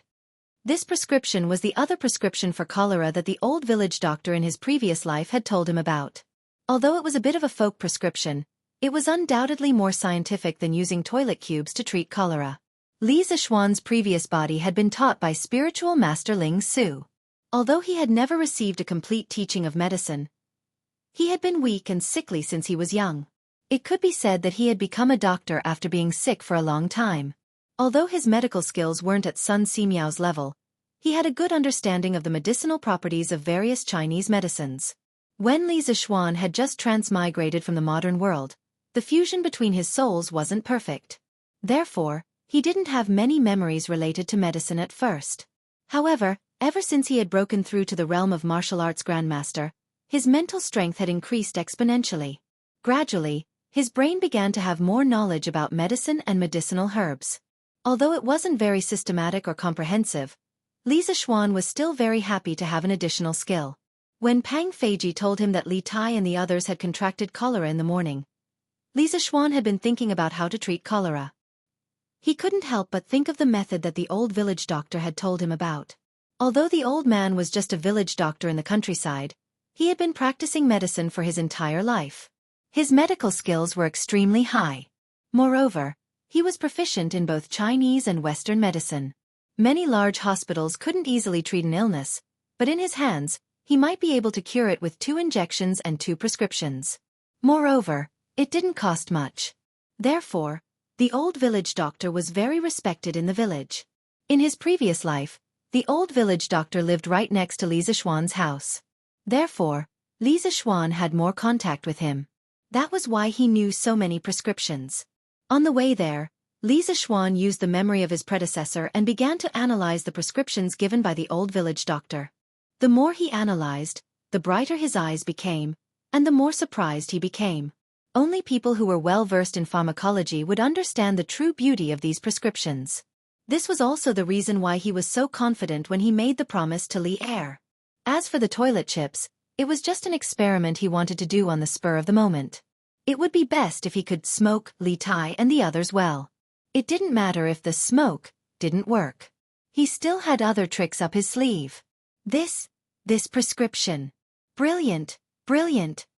After Li Zixuan put down the brush, Imperial Dr. Qin was the first to exclaim. However, some people didn't understand, so they asked, "Dr. Qin, how is this prescription so brilliant? It's obviously just some common herbs." Imperial Dr. Qin was embarrassed to say that the last part of the prescription was the stove soil. No matter how he looked at it, it was not reliable. Dr. Qin shook his head and said, It's because it's just some common herbs. That's why the person who came up with this prescription is so brilliant. His medical skills have reached perfection. Everything in his hands can be used as medicine. This Qin is not as good as him. Dr. Qin, why don't you explain it to us? We can learn from it. When the doctors heard Dr. Qin's words, they couldn't help but feel itchy. Dr. Qin stroked his beard and said, "This prescription was written by Marquis Yong-en. Presumably, Marquis Yong-en is the most knowledgeable about this prescription. This old man will not show off in front of an expert." Li Zishuan smiled and said, "Dr. Qin is too modest. For the same prescription, different doctors have different opinions. Why don't you tell me your opinion first, and then this young one will use my own opinion to compare with yours. For this young one, this is also a kind of improvement." Dr. Qin looked deeply at Li Zishuan. The admiration in his eyes became more and more intense. Talented but not arrogant. If this kind of young man can't have a meteoric rise, then it's really unreasonable. Since Marquis Yong-en insists, then this old man will show his incompetence.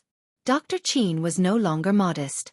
He thought for a while and said, "Ginger is very hot. It can warm the meridians and stop bleeding. It can also replenish the yang energy. Although Fructus corydalus is a little poisonous, ginger can suppress its toxicity. Moreover, Fructus corydalus itself can strengthen yang energy and stop diarrhea. It can also expel cold and relieve pain. Marquis Yong-en's first prescription can cure Wei Wang's illness by more than 30%. It can also replenish the lost energy in his body. This is really good." After replenishing the lost energy, the second prescription is even more powerful. It has the intention of following up the victory. Ginger warms the spleen and stomach, cooked monkshood restores yang energy and relieves yang energy, and japonica rice relieves diarrhea and invigorates the spleen. This prescription combined with the first prescription can at least cure Wei Wang's cholera by more than 80%. As for the last prescription, this old man doesn't really understand the use of the hearth soil, so I won't comment on it. All the imperial physicians had a look of sudden realization. They didn't think that these ordinary things would have such a strong effect when put together. It seems like the more expensive something is, the better it is. Li Zishuan clapped his hands and laughed. Dr. Qin's grasp of the medicinal properties of these herbs is really admirable. As for the hearth soil, it is warm and heavy. It warms the stomach and relieves the vomiting. It is mainly used to treat the weak cold in the spleen and stomach, and vomiting caused by the lack of stomach qi. The main purpose of using it here is to strengthen the efficacy of the previous two prescriptions and completely cure Wei Wang's cholera. Dr. Qin's words just now were very correct. As long as one is well versed in medicine, anything can be used as medicine. As a doctor, one has the responsibility to treat the illness of the patient with the least cost. Of course, this is also the most important part of a doctor's ability. If one uses expensive herbs like ginseng and deer antler when they encounter an illness, how many people in the world can afford to treat the illness? Qin K, Chu Mo, and the other's cholera was caused by the water of Ba River.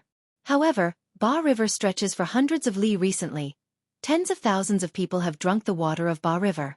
Before long, there will definitely be hundreds and thousands of cholera patients. As long as my 3 prescriptions are effective, we can use the least cost to pacify this cholera epidemic.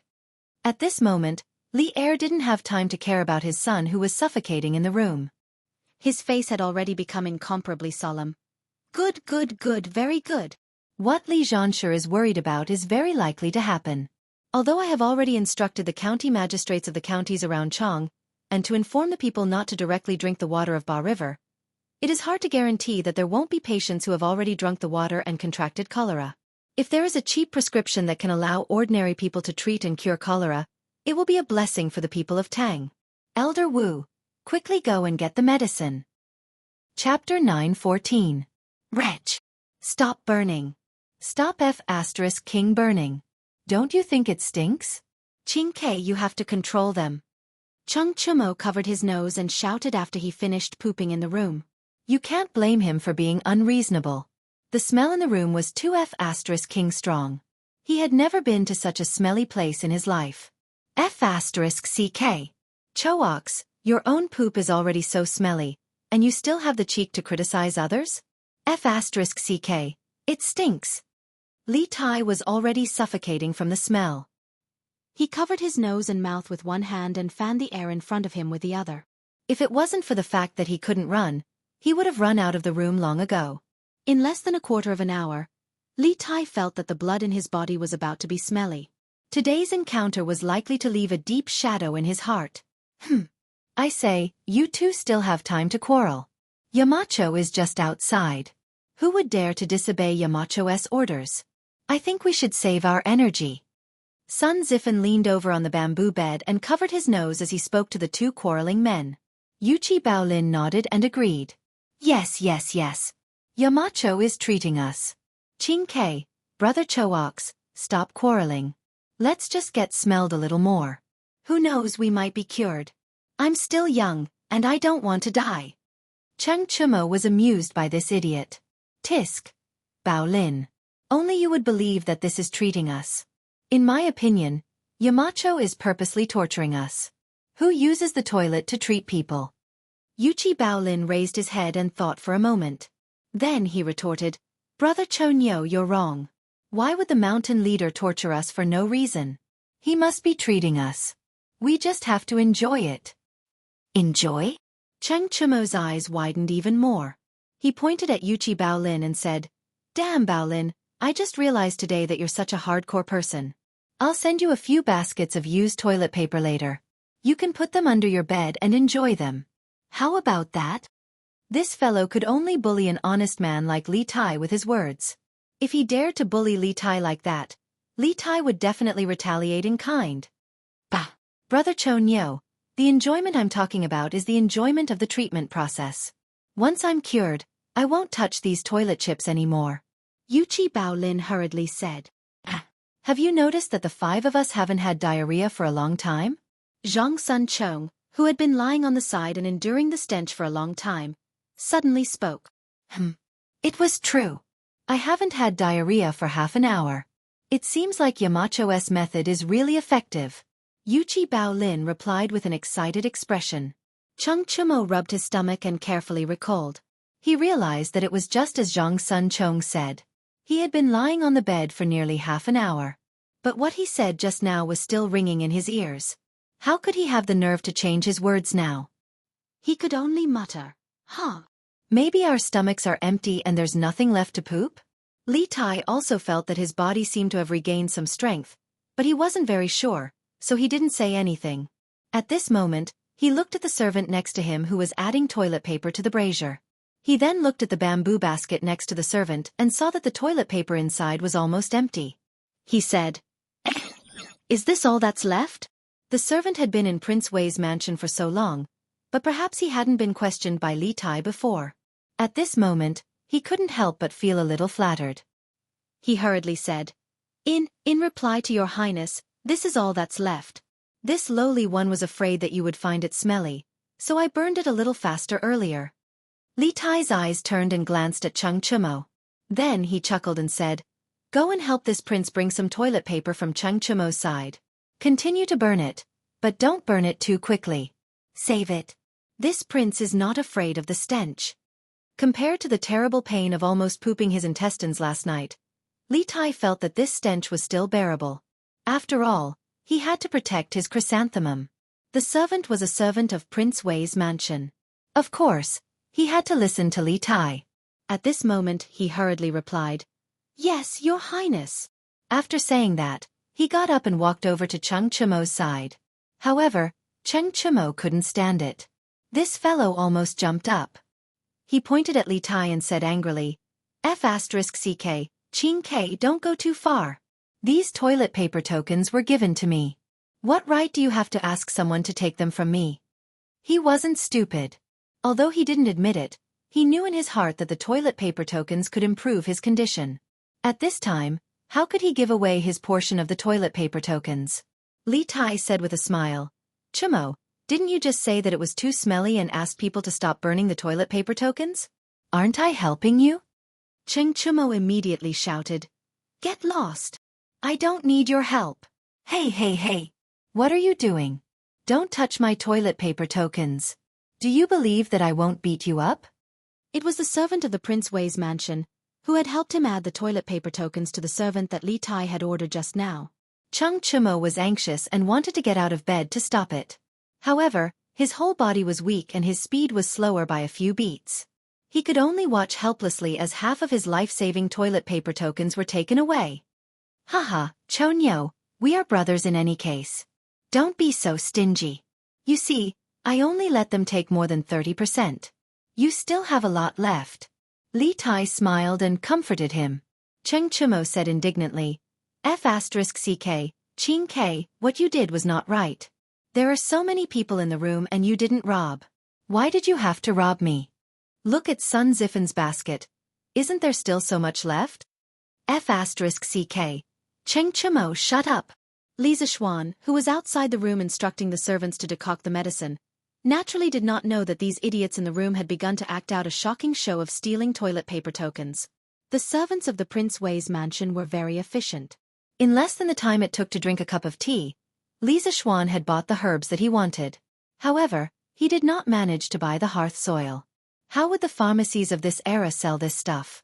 However, this was not a problem for Li Zishuan. He personally brought Wu Zishuan to the kitchen of the Prince Wei's mansion and dug out a piece of yellow soil from the bottom of the hearth. He used a knife to remove the black soil and impurities, then handed it to the kitchen manager to decoct the medicine. Wu Zishuan, I have already explained the decoction method to you. You stay here and keep an eye on it. I will go back to the backyard to check on Ching K and the others. Li Zishuan was worried about Li Tai and the others who were being suffocated by feces, so he instructed. Marquis, don't worry. With me here, nothing will go wrong. Wu Zishuan nodded and replied. Only then did Li Zishuan turn around and leave, walking towards the rear courtyard. Chapter 9:15. Tsk. It seems like this method is quite effective.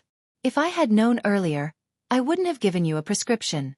I would have gotten someone to find you 2 baskets of toilet paper. Maybe you'll be fine after smoking it for 2 days. When he arrived at the room in the backyard, he could hear Li Tai and Cheng Chumo bickering through the door. Judging from their voices, it didn't seem like they were seriously ill at all. He pushed the door open and said with a smile, "Ha!" The 2 people who were in the middle of bickering were dumbfounded by Li Zishuan's words. A few moments later, Cheng Chumo reacted and angrily said to Li Zishuan, "Young master, you're the one who gave the order." F*ck.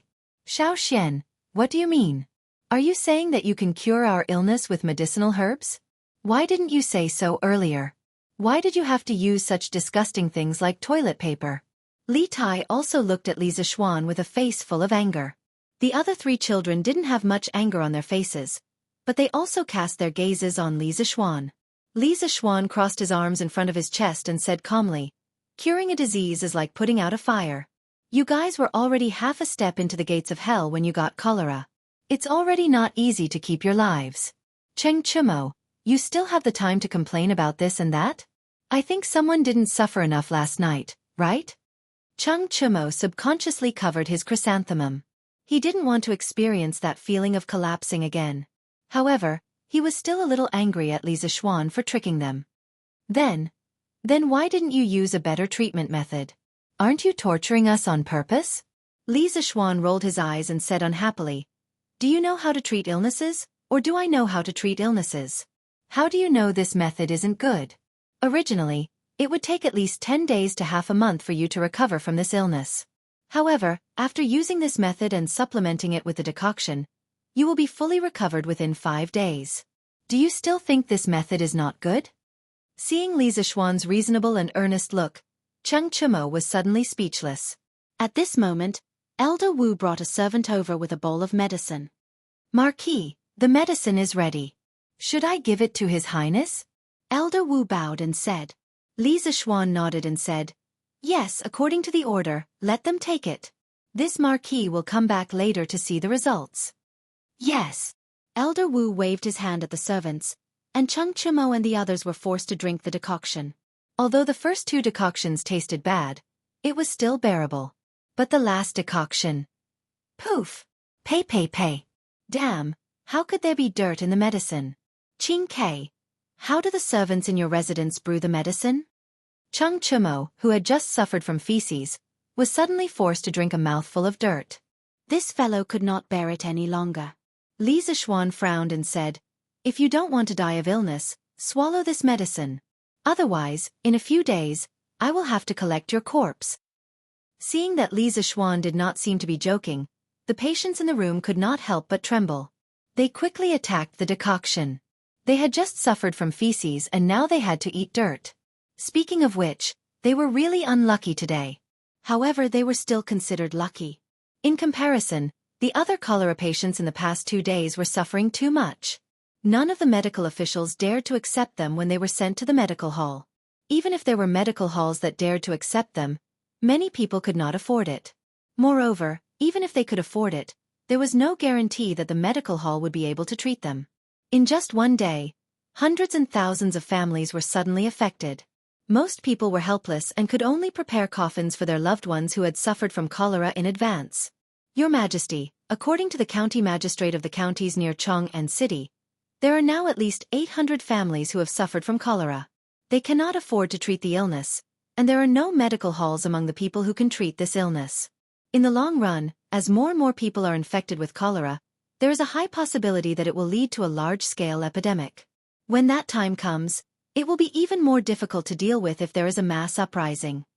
In the backyard of the Prince of Wei's residence, Li Er had just heard from Elder Wu that Li Tai's condition had improved. He was originally relieved, but Zhao Song came to report something to him.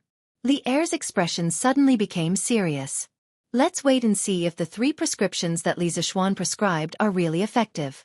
If they are, we can promote them without restraint and stop the epidemic from spreading. Li Er said softly, then said, "Let's go, follow me to see how Qing Ke and the rest are doing now." After that, Li Er led the 4 family members of the patients to the back room. "Your Majesty." When the servants inside and outside the house saw Li Er come over, they all bowed and saluted. Li Zixuan heard the commotion outside and hurriedly came out to greet him. Li Er waved his hand and gestured for everyone to rise. He then looked at Li Zixuan and asked directly, "Li Xianxia, how are the effects of the decoctions? Are Qing Ke and the rest fine now?" Li Zixuan smiled and replied, "Your Majesty, the effects of the decoctions are still being tested. However, based on the current condition of Qing Ke and Chu Mo, the cholera in their bodies has been reduced by more than half. If they continue to take the decoctions for 3 more days, there is a high chance that they can be completely cured." Li Zixuan was satisfied. Empress Zhang's son, who was beside him, felt relieved when she heard Li Zixuan's assurance. After letting go of her worries, she felt a wave of sleepiness sweep over her, making it difficult for her to open her eyes. Thus, she informed Li Er and went back to the palace to rest. "Not bad, not bad. Qing Ke, how are you feeling now?" Li Er came to Li Tai's bed in a happy mood and asked with concern. In fact, he didn't need to ask this question. Just by looking, he could see that Li Tai's complexion was much better than before. Wasn't this enough to explain the problem? Li Tai propped himself up with his hands and replied to Li Er. "Replying to Imperial Father, this son is much better now. Yamacho's medicine has helped us stop the diarrhea. At least now we don't have to run to the outhouse every once in a while." Li Er couldn't help but smile. At this time, Li Zixuan said to the court elders who were eagerly looking at their sons, "Uncles, you can bring your sons home now. When you go back, don't forget to ask Wu Changshi for 5 days' worth of medicinal herbs. Feed them medicine on time every day. If there is any abnormal situation, send someone to inform me. This kid is on call." Cheng Yaojin laughed and said, "Haha, deal. Little Xian, I'll have to trouble you this time." Li Zixuan hurriedly said, "It's my duty." The rest of the patient's family members thanked Li Zixuan one by one and then asked Li Er to leave. After a while, the whole room returned to normal. Only Li Zixuan, Li Er, and Li Tai were left, as well as the servants next to them. Chapter 9:16. Li Xianxia, how long will it take for the medicine to take effect? Li Er asked Li Zixuan with his hands behind his back after ordering all the servants to leave the room. Li Zixuan replied, "Your Majesty, according to my estimation, the effect should be seen in the afternoon. By then, the frequency of Qing Ke's defecation will obviously decrease. If we keep taking the medicine in the morning and in the evening, she will definitely recover within 5 days." "Are you that confident?" "Your Majesty, I am confident. If he had only deduced the prescription based on his own understanding of the herbs at the beginning, he might not have been 100% confident. However, now that he saw Li Tai and the rest gradually recover after being fumigated by the toilet, he was even more convinced of the old village doctor's prescription. Li Er nodded imperceptibly and said, "This time, the blue sparrow was suddenly attacked by cholera and almost lost her life. Thanks to your help, the Empress and I are very grateful. Whatever reward you want, just say it." Li Zishuan's eyes lit up but then dimmed. He sighed and said, "Your Majesty, I heard that Qin Kai and Cho Nyo suffered from cholera because they drank the water from the Ba River. Is that true?" Li Zishuan actually did not want the reward that was delivered to his mouth. Li Er could not help being greatly surprised. Hearing Li Zishuan suddenly ask about this, he suppressed the doubts in his heart and said with a nod, "Indeed so. I have already sent people to check on the recent meals in Qin Kai Mansion. There is nothing unusual. Also, I just received news that there are a few hundred more people suffering from cholera outside Chang'an City." Li Zishuan's heart sank and said, "Therefore, I think that now is not the time to discuss the reward. The river is invisible and the pollution of the water source is the most difficult to control. When the time comes, the number of people suffering from cholera will definitely be more than this. The priority now is for the local government to step in and remind the people to pay attention to the hygiene of their drinking water to prevent more people from contracting cholera." Although he did not have the heart of a bodhisattva, he did not want to see too many people suffer. Since ancient times, cholera was an acute infectious disease that was always more important to prevent than to treat. If there was not a set of perfect preventive measures, when the number of cholera patients reached a certain level, it would be impossible to control the disease. Li Er heard this and could not help but look at Li Zishuan in a new light. He secretly thought that this fellow was usually slippery and cunning, but when it came to critical moments, he was able to distinguish the severity. "Not bad. I am very pleased that you can think of this. However, I have already ordered the governor to work together with the county magistrates of every county near Chang'an City to inform the people not to drink the water from the Ba River. When your prescription is effective, I will let the Imperial Medical Department to prepare a batch of herbs and medicine ingredients and give it to the sick people free." Li Er looked at Li Zishuan with a gratified expression. Unexpectedly, Li Zishuan shook his head and said, "Your Majesty, this solution does not solve the root of the problem. Although there are 8 rivers around Chang'an, namely Wei, Jing, Feng, Zhao, Bai, and Ba, and there are 5 canals in the city, namely the Longzhou Canal, Qingming Canal, Yong'an Canal, Huang Canal, and Chao Canal, it can be said that the water source is abundant. Even without the Ba River, it can still satisfy the water needs of the people in and outside Chang'an City. However, Your Majesty, do not forget that these 8 rivers and the 5 canals are interconnected. As time passes, the water from the other rivers will also cause cholera. If Your Majesty wants to prohibit the people from drinking the river water, just the Ba River alone is far from enough." The Chang'an of this era was not the same as the modern Xi'an. The surrounding areas were rich in water resources. Otherwise, it would not be enough to support this super city with a population of 2 million people. However, there was no running water in this era. The people's drinking water mainly came from the river. Therefore, Li Zishuan felt that Li Er's method was not reliable. The reason why the modern Xi'an had a shortage of water resources and frequent droughts was mainly because of the Sui and Tang dynasties. The population of the Guangzhou area increased greatly, the Lus Plateau was overdeveloped, and the rapid disappearance of forests. Of course, the most important reason was the war at the end of the Tang dynasty. After listening to Li Zishuan's words, Li Er could not help but frown deeply. After thinking for a while, he glanced at Li Zishuan and said, "Looking at your confident appearance, you must have a plan in mind, right? Quickly say it, don't keep me in suspense." Li Zishuan secretly rolled his eyes. He thought to himself, "Am I keeping you in suspense? This is called devising a strategy. Your Majesty, according to what I know, the reason why the murky river's water causes cholera is because there are microscopic life forms in the river that cause cholera. These life forms are very small and cannot be seen with the naked eye. When they enter the human body, they are usually killed by the acid secreted by the human stomach. However, there will always be a portion that survives. The portion that survives will invade the human intestines and multiply in an extremely short period of time, producing highly concentrated toxins that are very lethal. The specific symptoms are like Qin Kai's continuous vomiting and diarrhea yesterday. Li Zixuan began to instill modern medical theories into Li Er and Li Tai. Li Er could not help but be shocked. Li Tai could not help but tremble a few times. When he thought of the countless tiny creatures giving birth in his intestines, he felt terrified. Li Zixuan continued, "The lives of the people cannot be separated from water. Therefore, Your Majesty's method of prohibiting the people from drinking the river water is not a long-term solution. I feel that rather than this, it is better to encourage the people to boil the water before drinking. This will greatly reduce the possibility of them contracting cholera." Ancient people usually drank cold water. Only when the weather was cold would they boil the water to drink. Li Er asked doubtfully, "If the water is boiled, will it kill the tiny creatures in the water?"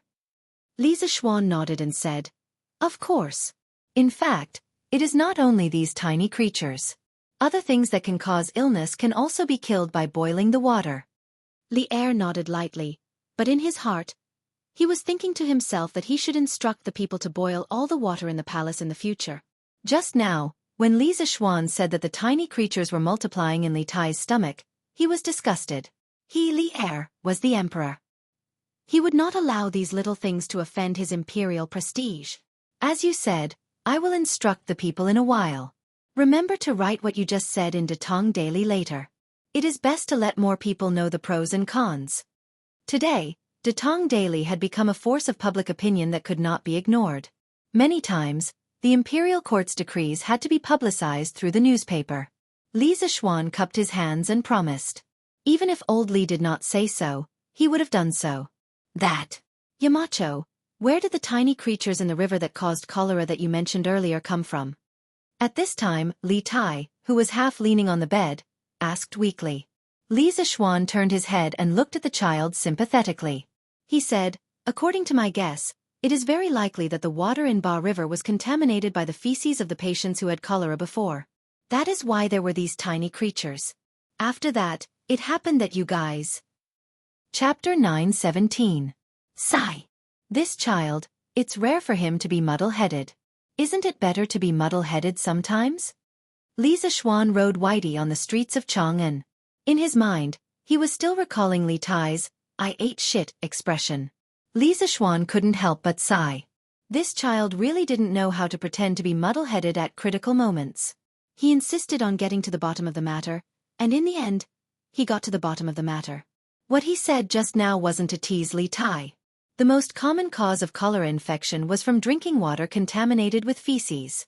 This wasn't something Li Zixuan made up. "Doctor, please save my son. I'm willing to be your slave for the rest of my life to repay you.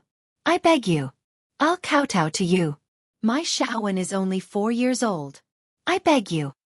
Just as Li Zixuan was swaying and letting his imagination run wild, he suddenly heard a woman crying and begging on the street.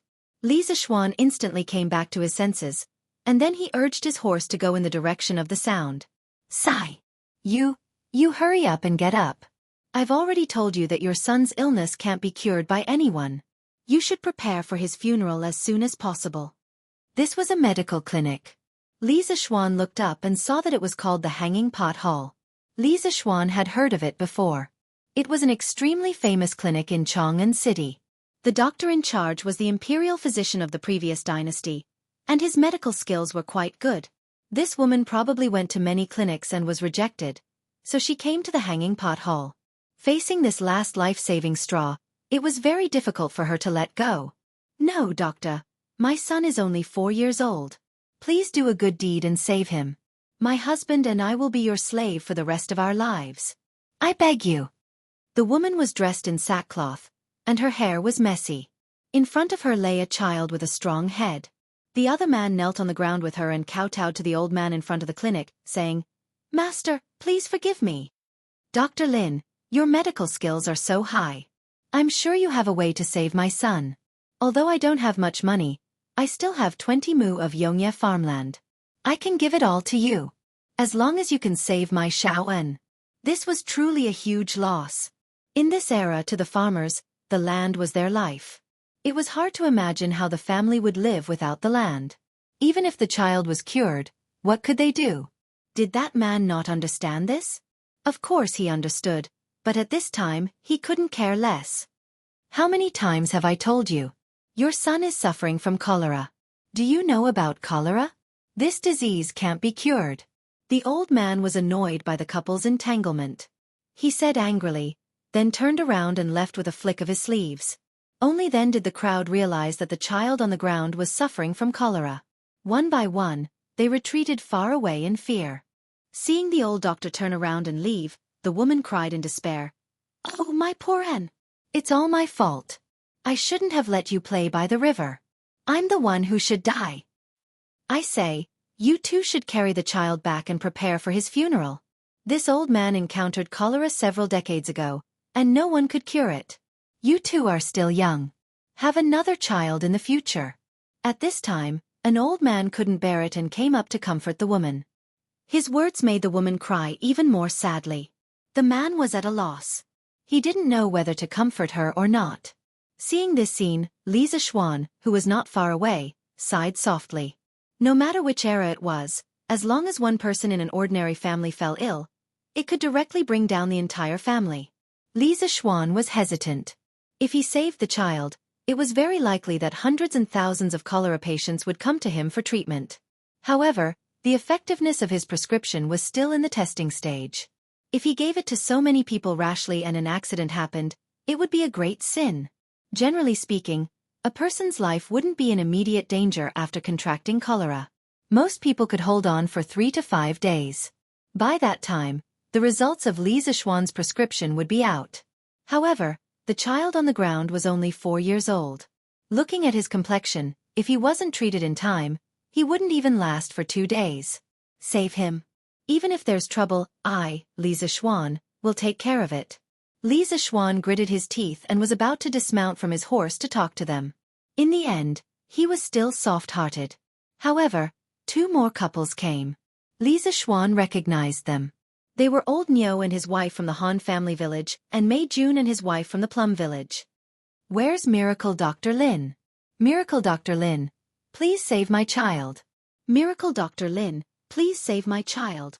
Old Nio and his wife were pulling the bullock cart. Brothers De Nio and Heir Nio were lying on the bullock cart. As for Mei Jun's wife, Han Xiaoyun, she was carrying a 1-year-old child. Her face was covered in tears and she looked very anxious. Xianxia's heart sank. Only then did he realize how troublesome the situation was. Sigh, 2 more families came to seek treatment. This is the 10th family today. How many people have contracted cholera? Who knows? What a sin. Look at the child. He's only a little over a year old. How are his parents taking care of him? That's right. However, it's useless to beg now. Miracle Dr. Lin may be skilled in medicine, but he can't cure cholera. Sigh. It's a pity that this child is still so young. The onlookers pointed at the Nio couple and Mei Jun from afar and whispered. Of course, most of them sympathized with them. Hey, look, the hanging pot hall closed early. At this moment, someone exclaimed. The hanging pot hall had closed early in the morning. That was rare. Looks like the hanging pot hall is afraid of being harassed by cholera patients. Sigh. Even the hanging pot hall is closed. Are these cholera patients just going to wait for death? Let's go back. Don't get infected. The onlookers watched for a while and dispersed. Xianxia picked up a stone from the ground and threw it at Mei Jun. Ouch. Who threw that at me? Mei Jun covered his head and turned around. He was shocked. Marquis. Boo-hoo. Mei Jun, what are you looking around for? What are you doing, looking around for? Han Xiaoyun said angrily as she wiped her tears and pinched Mei Jun's waist. Hey, Xiaoyun, let go. Marquis is looking for me. Take care of our Huan heir. I'll be back soon. Mei Jun pulled Han Xiaoyun's hand away and whispered to her. Then, he walked towards Xianxia. Marquis. Mei Jun said in a low voice as he came to Xianxia. Bring your Huan heir and Uncle Nio to Yunshan to find me. If possible, bring that couple too. I might be able to save your child's life. But don't tell anyone about it. Xianxia said in a low voice. Then, he ignored Mei Jun's confused, shocked, and ecstatic expression and left. Chapter 9:18. Marquis, please save my Huana. When it was close to noon, Mei Jun, Old Nio and his wife, as well as the first couple who knelt on the ground, arrived at the Yunshan residence. Han Xiaoyun was carrying a baby boy. When she saw Li Zixuan, she immediately knelt and kowtowed. Li Zixuan quickly stopped her and said, "Enough, enough. If you want to see a doctor, just do it. Why are you kneeling? Come in." He hated it when others knelt before him. "So it's Marquis Yong'an." When the couple saw Li Zixuan, they finally understood who Mei Jun had told them could save their child. Earlier, when they were rejected by godly Dr. Lin in front of the Hanging Pot Hall, just as they were feeling hopeless, Mei Jun and his wife suddenly told them that there was someone who could cure cholera. At first, the couple thought that Mei Jun and his wife were swindlers. However, when they saw the dying child in Han Xiaoyun's arms, they decided to come and take a look. What if Mei Jun was telling the truth? Who would have thought that they would actually see Li Zixuan? They were originally from a village near Chang'an City. Not only had they heard of Li Zixuan's deeds, they had even seen him in person. When they thought of Li Zixuan's reputation as the son of an immortal, their hearts were filled with hope and surprise. They hurriedly came forward to bow. Li Zixuan, who was afraid of being knelt, quickly waved his hand and said, all right. I don't like these formalities. Quickly bring the child in." With that, he turned around and entered the main hall. Inside the house, Old Man Li and Madame Li were nowhere to be found. Lan Er was also missing. As Li Zixuan had arrived at Yunshan before Mei Jun and the rest on horseback, Han Yushi knew why they were here. At this moment, she kindly poured a few cups of water for them. Mei Jun and the rest were too embarrassed to accept it. They all said that they didn't need it. Li Zixuan said, "Just accept it. You all must be tired from running around with the child this early in the morning. Sit down and have a cup of water." Only then did everyone accept it. After running all morning, they were indeed thirsty. Li Zixuan took advantage of this time to check the physical condition of the 4 children one by one. Gradually he frowned. Denyo and Ernyo were still fine. These 2 naughty children were as strong as 2 oxen. Although they had cholera, it had only been less than a day since the onset of the disease. At most, they would collapse from diarrhea. As long as they took 2 doses of medicine, they would definitely be cured. However, the other 2 children were troublesome. Due to his young age, the child named Xiaoan had fainted after a night of diarrhea. Not only that, the child was now running a low fever. This was really troublesome. In this era, there wasn't any special medicine that could reduce fever. If he wanted to use Chinese medicine to reduce fever, he had to think of a good prescription. As for Mei Jun's infant child, how could he possibly withstand the torment of a disease as violent as cholera? At this moment, he could only be described as on the verge of death. His breathing was extremely weak, and if not for Li Zixuan's profound inner qi and extremely sharp perception, he would have thought that the child was already dead. Looking at the anxious expression in the couple's eyes, Li Zixuan felt a little uncomfortable in his heart. In a few more years, perhaps he would also be a father, right? At that time, if his child also contracted a serious illness that he couldn't treat, he and Han Yushi would probably be as anxious as the Mei Jun couple now, right? Shaking his head, Li Zixuan took 2 steps back. When he shook his head, Han Xiaoyun thought that her child couldn't be saved. She immediately cried out and kept calling, Huan Er. As for Mei Jun, the young man's eyes were also sparkling. He looked like he was about to cry but was holding back his tears. Xiaodong's sister, why are you crying? This marquis didn't say that your family's Huan Er couldn't be saved. Only then did Li Zixuan realize that Han Xiaoyun had misunderstood him, so he spoke up. He shook his head just now because he felt that it was troublesome. After all, he had lived 2 lives and today was his first day as a doctor. But it wasn't that there was no way. There was so much information stored in his mind. If he thought about it carefully, he could still think of a way. What? Marquis, you're saying that my family's Huan Er can be saved? That's great. That's great. Marquis, if you can save my family's Huan Er, both of us are willing to be your slaves for the rest of our lives. When Han Xiaoyun heard this, she immediately raised her head and said with a face full of surprise. Li Zixuan waved his hand and said, this marquis doesn't need you to be my slaves.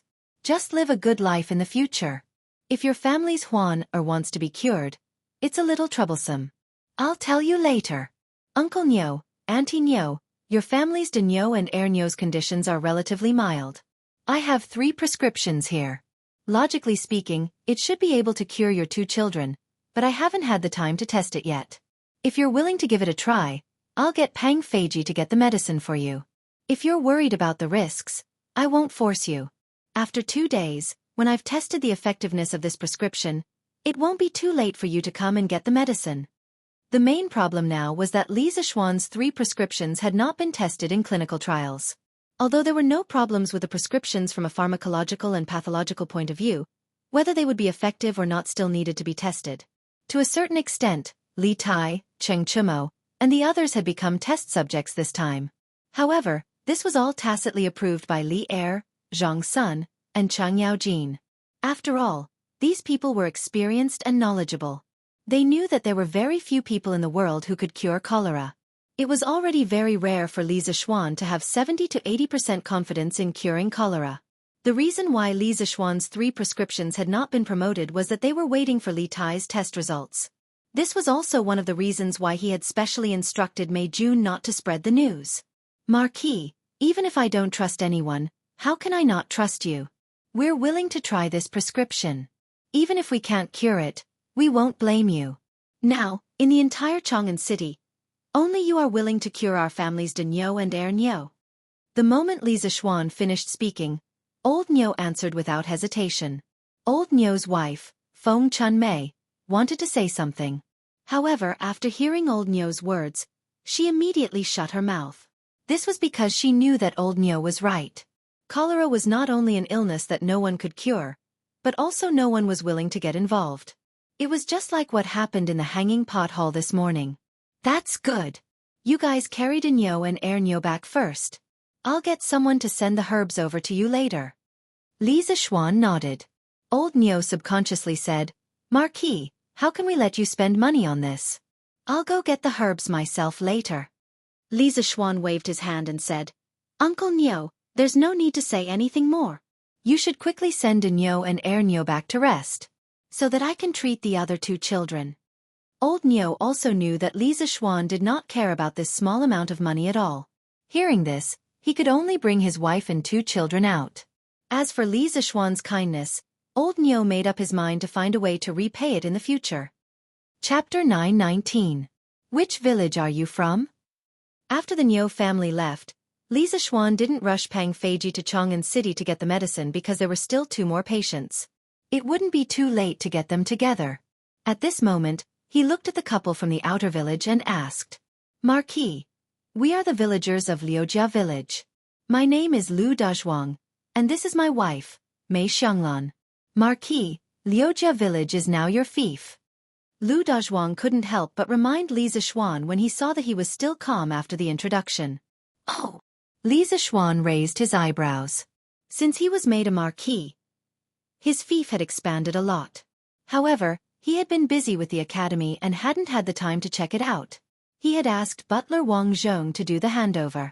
Therefore, when the burly man mentioned Liujia village, he didn't react immediately. Lu Dazhuang, your child has not only contracted cholera, but also a cold. If you want to treat cholera, you have to bring down his fever first. I can give you a prescription to bring down your child's fever quickly. As for cholera, you heard it just now. It's up to you whether you want your child to continue receiving treatment or not. In just a short while, Li Zixuan had already selected an excellent prescription to reduce fever in his mind. In ancient times, due to the lack of medical technology, it was common to die from minor illnesses like colds and fevers. However, this didn't mean that traditional Chinese medicine couldn't cure colds and fevers. On the contrary, traditional Chinese medicine had many ways to deal with colds and fevers. Generally speaking, they could be divided into 3 categories. First, the method of removing the firewood from under the cauldron was equivalent to the method of ventilating the internal organs and releasing heat in Chinese medicine. That was to use medicine that was bitter and cold to clear bowels to reduce fever. However, this child was still suffering from cholera. He was already vomiting and having diarrhea. If he were to use this method to clear bowels, wouldn't it be adding insult to injury? Second, the method of treating heat with cold was also one of the most commonly used methods of reducing fever in traditional Chinese medicine. That was to use medicine that was cold, sweet or bitter, to reduce fever. However, cold medicine could easily damage the spleen and stomach, so it was not suitable for this child's situation. In the end, after much consideration, Li Zixuan chose the third method, which was the method of stopping the boiling. It was equivalent to the method of dispersing fever in traditional Chinese medicine, which was to use Xianxia to achieve the goal of reducing fever. The main principle was to reduce the fever through sweating. It just so happened that cholera was a type of cold disease, and sweating could also be used as an auxiliary treatment for cholera. However, sweating profusely was also quite taxing on the human body. This child was still young, so he would definitely not be able to withstand the excessive use of medicine. Therefore, when writing the prescription, it was a test of Li Zixuan's calculation ability. Lu Dazhuang and his wife had just experienced the experience of being rejected by many medical centers in the morning. Old Cow's choice just now gave them a certain amount of confidence. At this moment, they did not hesitate and bowed to Li Zixuan. "We believe in Marquis. We beg Marquis to treat our Xiao-en. Even if he is not cured, we will only be grateful to Marquis. We will definitely not have any complaints." "Okay, since that's the case, you two can wait here for a while. I will get someone to get the medicine for your child in a while. I will also tell you how to decoct this medicine." Since they trusted him so much, Li Zixuan would do this good deed to the end. He was definitely going to save this child. Lu Dazhuang and his wife bowed to Li Zixuan sincerely. "Thank you, Marquis. Marquis's great kindness. Dazhuang will remember it for the rest of his life." Li Zixuan waved his hand and said that there was no need to be so courteous.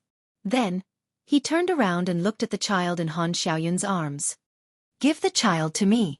Let me take a closer look." Li Zixuan looked at Han Xiaoyun and said. Han Xiaoyun naturally agreed. She carefully handed the child to Li Zixuan. Although Li Zixuan had died tragically before he could become a father in his previous life, this did not mean that he did not know how to carry a child. In his previous life, his sister's child had been carried by him many times. He skillfully carried the child over. At the same time, he kept the child's spine and elbows at the same level. This was beneficial for protecting the child's fragile spine. What a fragile little life. Li Zixuan used his hand to press against the child's tender feet. A trace of pure Taoist Jinqi began to enter the child's body. It was said that newborn children were the purest, and it was not an exaggeration to say that they had an innate body. However, Li Zixuan used his Jinqi to examine the child's abdomen and found that there were a lot of impurities. This must be the cause of cholera. Li Zixuan was in a dilemma. He could try to use his Jinqi to open up this part of the blockage and alleviate the child's condition. However, the child was only a few months old. It could be said that the child's meridians were as fragile as thin paper. Li Zixuan had to be very careful when using his Jinqi to examine the child's body. How could he dare to use his Jinqi to help the child unblock his meridians? However, the child's breathing was so weak that it would be difficult to wake him up with just the power of the medicinal stone. Unless Sun Simiao came personally, there would be a chance. Thinking of this, Li Zixuan could not help but frown deeply. The situation was far more difficult than he had imagined. Mei Jun and Han Xiaoyun saw the expression on Li Zixuan's face. Their hearts sank, but they did not say anything to disturb him. Just as Li Zixuan was about to give up, something strange happened. Li Zixuan suddenly felt a trace of very active and full of vitality in his body. It directly flowed to his arm and then tried to enter the child's body through his palm. Li Zixuan was shocked. He subconsciously thought that the Jinqi in his body was out of control. He hurriedly used the Taishan Sutra to suppress the trace of Jinqi. However, as the saying goes, weak water is shapeless, and this trace of Jinqi also seemed to be shapeless. Li Zixuan tried everything, but he still could not stop it. Then, the trace of Jinqi directly entered the child's body. Li Zixuan's expression changed, thinking that he had accidentally harmed the child. However, the tragedy he had expected did not happen. He saw the child's pale face blush at a speed visible to the naked eye, making him look exceptionally adorable. Wah! Wah! Wah! What shocked everyone was that the child had woken up at this moment and was crying loudly. Li Zixuan was a little confused, but Mei Jun and his wife were very surprised. They wanted to go forward and hug their child, but they were afraid to disturb Li Zixuan's meditation. They were in a dilemma. Spiritual qi. That was spiritual qi, not Jinqi. There is a spirit in heaven and earth. Things with spirituality are really attracted to each other. In this way, The child's future is destined to be extraordinary. Li Zixuan thought for a while, and seemed to have grasped the truth of the matter. His heart could not help but set off a storm. Chapter 9:20. Husband, the child is crying. Did you hurt him? Han Yushi came up and looked at the little guy who was crying in Li Zixuan's arms. Her heart immediately melted, and her face actually lit up with a motherly glow. Li Zixuan came back to his senses and felt speechless. He was saving the child's life, okay? Why did his wife say that he was a weird uncle who bullied children? Seeing Mei Jun and his wife looking at the child in his arms with longing, Li Zixuan coaxed the child in his arms and said to Mei Jun and his wife, "The child's body is very weak now. I just used my sex internal true qi to help him recuperate. If you want to cure the cholera in his body, I'm afraid it will be more troublesome than Denyo and Ernyo." Han Xiaoyun had just seen her child wake up. She was full of joy, but when she heard the second half of Li Zixuan's words, the tears in her eyes couldn't stop falling. "Marquis, please save my Huaner. Jun and I will remember your great kindness for the rest of our lives. I beg you." With that, she was about to kneel down. Han Yushi hurriedly pulled her and comforted her. "Sister Xiaoyun, don't be like this. Since husband can wake Huaner up, he must have a way to cure your Huaner." Han Xiaoyun and Han Yushi used to be sisters from the same village. They had a very good relationship. In Han Yushi's impression, Han Xiaoyun had always been an extremely strong woman. Now that she knelt down to Li Zixuan, it showed that she cared about the child very much. This kind of motherly love touched Han Yushi very much. Li Zixuan hurriedly said, "Sister Xiaodong, you don't have to be like this. I didn't say that I won't save the child. How about this, the two of you stay here first. I'll help the child recuperate for 2 days. At the same time, I'll prescribe some mild medicine to relieve his illness. What do the two of you think?" Hearing that Li Zixuan was willing to help with all his strength, Han Xiaoyun immediately stopped crying. However, she hesitated and said, This isn't very good? Marquis, we are already very grateful that you are willing to save our family's Huan. How can we disturb you here?" Mei Jun echoed. That's right. That's not good. Why don't we send Huaner here every morning and pick him up at night? This way. Han Yushi advised. "Sister Xiaoyun, why don't you stay? We've been good sisters for so many years. So why are you being so polite? It just so happens that we haven't caught up in a long time.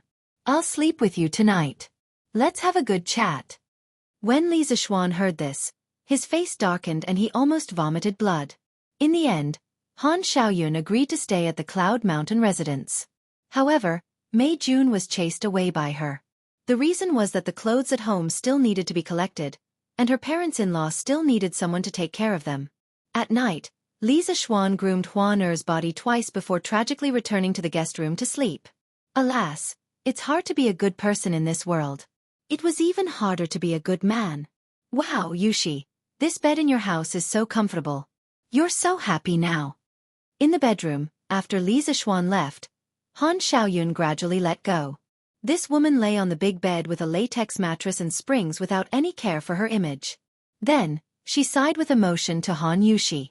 Actually, she wanted to say these words when she entered the residence in the morning. However, at that time, she was worried about her son's condition. How could she have the mood to care about the magnificence of the Li family's residence? Now that she saw that her son's complexion was getting better and he could cry and make a fuss again, she had the mood to gossip with her good sister. "No way. Sister Xiaoyun, aren't you doing well too? Mei Jun is willing to endure hardships and is good to you. He's also honest. You guys are very happy too." Han Yushi was coaxing Huaner to sleep. The child had just finished pooping. After some tossing and turning, the two of them could go back to their room to rest. These chores should have been done by the servants. However, there weren't many servants in the residence. Secondly, Han Yushi liked this child very much. Naturally, she did it herself. At this moment, after hearing Han Xiaoyun's words, she smiled slightly.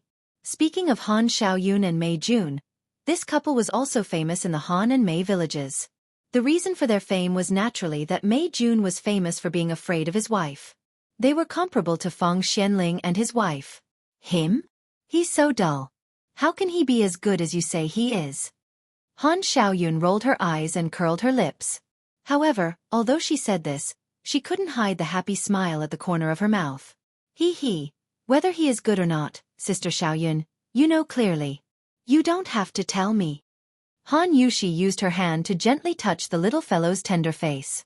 Then, she turned her head and smiled at Han Xiaoyun. I don't know if you have accumulated some great merit in your previous life. In this life, you actually found a good husband like the Marquis of Yong'an. Young, rich, powerful and capable. I don't know how many ladies in Chang'an City are jealous of you. Han Xiaoyun sat up from the bed and rolled her eyes at Han Yushi. A touch of warmth flashed in Han Yushi's eyes. However, she said embarrassedly, Actually, I don't know why my husband likes me, Han Xiaoyun hurriedly said. Okay. I don't want to hear about the love between you two. If I know too much, I will be silenced. At this moment, she suddenly said half-jokingly, Yushi, since you like children so much, why don't you have one with the Marquis of Yong'an? Speaking of which, you two have been married for a long time. Moreover, the Marquis of Yong'an is young and strong. It doesn't seem like. If Li Zixuan, who was lying in the guest room, knew that someone was slandering him for not being good in that aspect, he would definitely vomit 2 mouthfuls of old blood. Sister Xiaoyun, what are you saying? Han Yushi was extremely embarrassed. She hurriedly freed up a hand and covered Han Xiaoyun's mouth. Han Xiaoyun chuckled and broke free from the devil's claws. After a moment, she said seriously, Yushi, don't blame your sister for talking too much. Women, you only have a few years when you are young. Moreover, the Marquis of Yong'an is young, promising, and handsome. If you don't give the Li family a little marquis as soon as possible, you won't have a good time in the future. Han Yushi's face was slightly pale. She said, But my husband said that it's not good for a woman's body to have a child too early. Tisk, the Marquis of Yong'an is really considerate of you. When Han Xiaoyun heard this, she clicked her tongue and sighed. Then she revealed her gossipy nature and said, However, this kind of thing is destined by the heavens. How can he control it? If you two sleep together a few more times, who knows, you might have it one day? Yushi, don't tell me that you two haven't slept together yet, right? No, you've obviously slept together before. Fortunately, it's still all right. Han Yushi said in her heart, My husband really can control himself. Sigh, I don't know how he calculates sex through his menstruation. Although she thought so in her heart, how could Han Yushi have the nerve to tell Han Xiaoyun such a secret? She changed the topic and said, All right, Sister Xiaoyun, don't talk about this anymore. Tell me about the situation when you gave birth to a child. I heard that it was very painful, right? Giving birth. Of course it was painful. At that time, I was about to faint from the pain. However, when I saw Huaner, I felt that all the pain I suffered was worth it. Chapter 921. The epidemic in and around Chang'an City was far more serious than Li Zixuan had expected. On the first day, Li Er had received reports that more than 800 people were infected with cholera. On the second day, the number had risen to more than 2,000. The sudden outbreak of the epidemic had more or less caused panic among the commoners. Previously, the government had sent people to warn the commoners not to drink water from the murky river. Therefore, the commoners understood that cholera was transmitted from the river. Therefore, no one dared to fetch water from the river. No one even walked by the river. Many fishermen were unwilling to go into the river. In order to prevent the spread of panic, a detailed explanation of the source, pathology, and mode of transmission of cholera appeared on the headlines of Datong Daily. The name under the headline was Li Zixuan, which greatly increased the credibility of the news. Now that the Tang Dynasty Dictionary had been implemented for almost half a year, there were more and more literate people. Basically, there were children in every family who could read the newspaper according to the dictionary. Therefore, the news in the Tang Dynasty Daily could be immediately known to ordinary people. When they saw the news that cholera was mainly transmitted through water and was not contagious through mutual contact, many people heaved a sigh of relief. When they saw that boiling water could eliminate the source of cholera, those who were drinking cold water hurriedly spat out the water in their mouths and shouted for their wives to quickly boil some hot water. Boiling water was not a big deal for the villagers. At most, they would need some firewood. However, there were plenty of firewood in the mountains.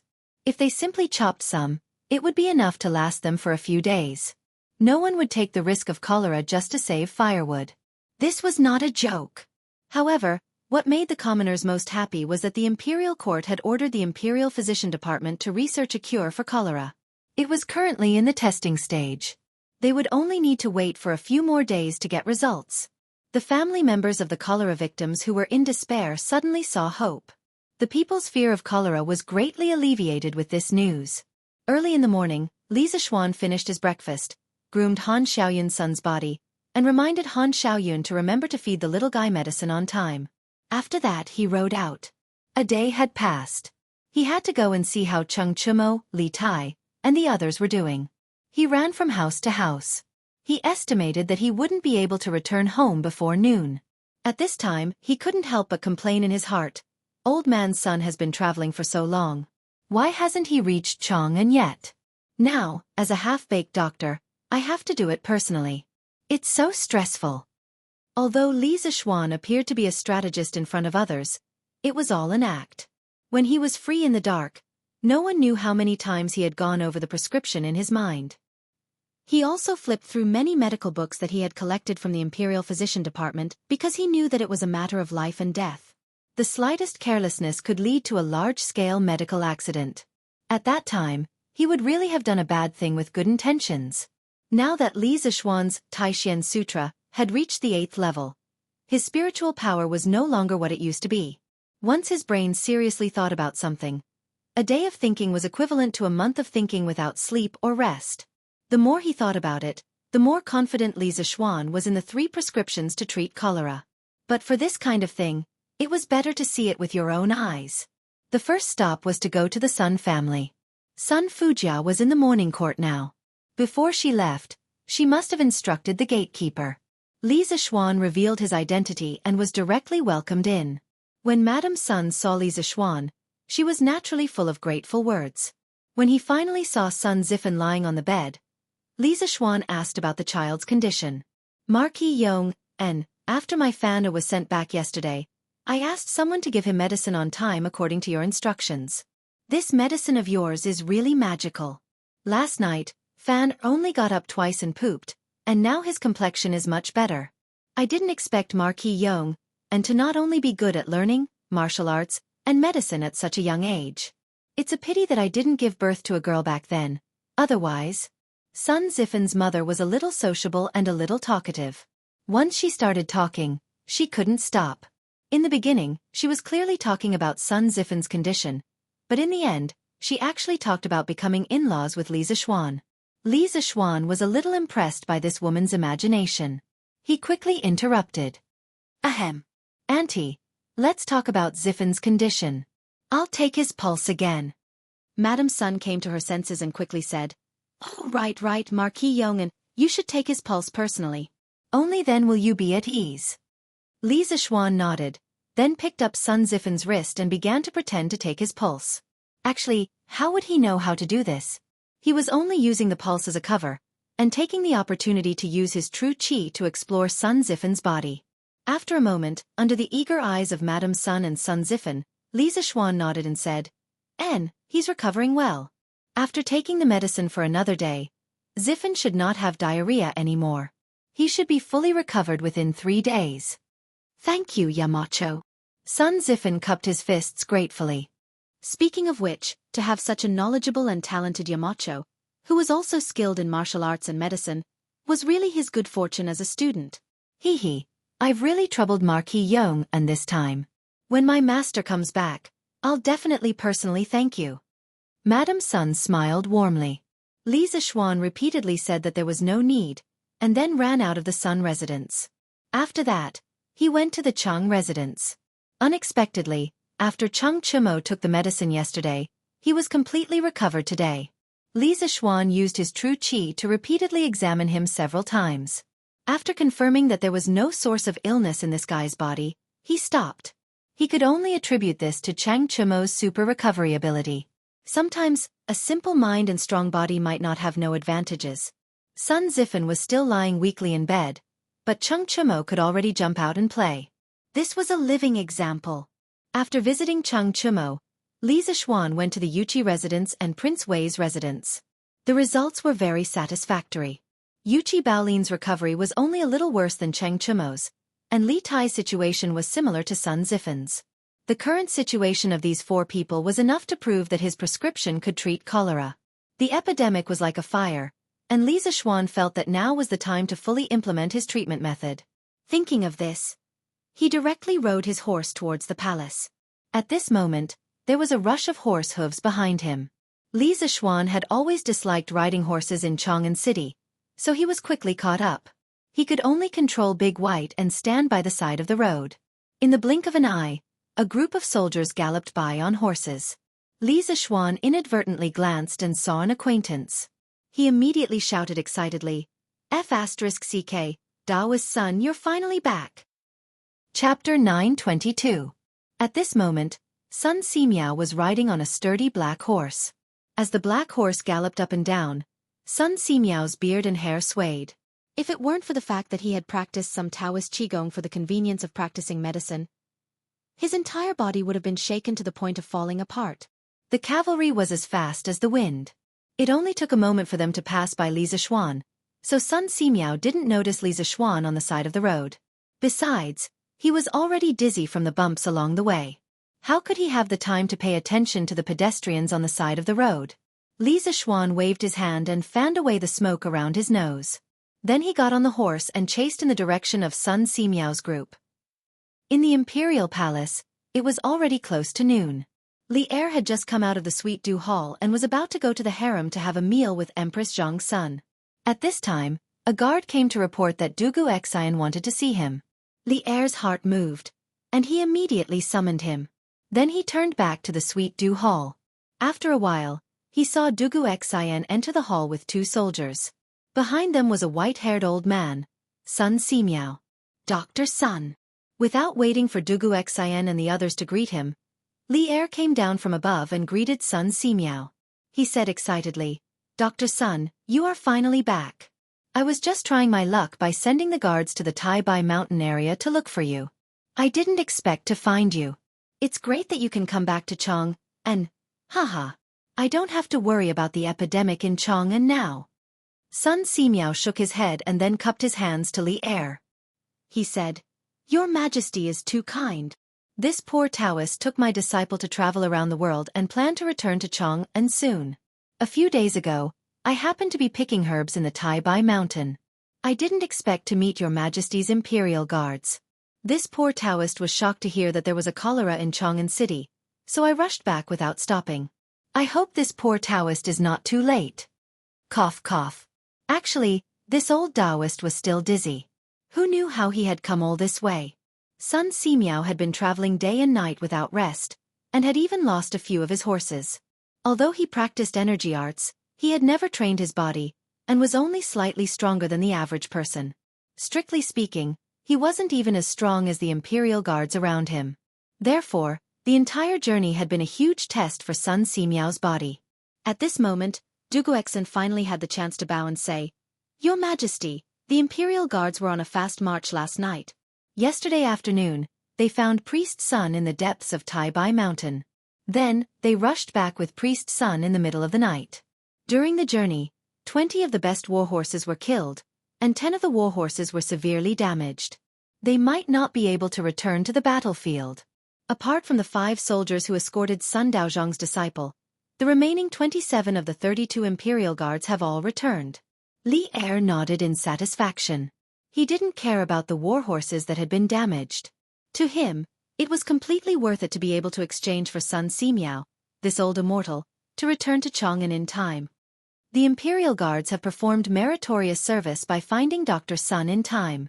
All 32 of them will be promoted by 1 rank. They will be given 2 days of rest before returning to the barracks to report on their work.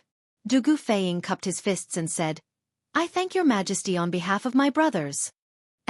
You may go and rest. After saying that, Li Er looked at Sun Simiao and said, Dr. Sun has returned at the right time.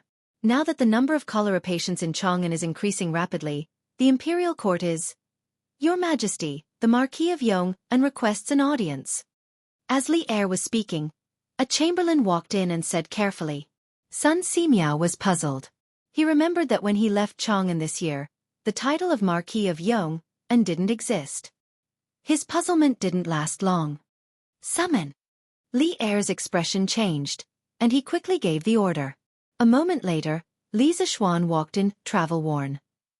When Sun Simiao saw that the person who came was Li Zixuan, a hint of surprise appeared on his face.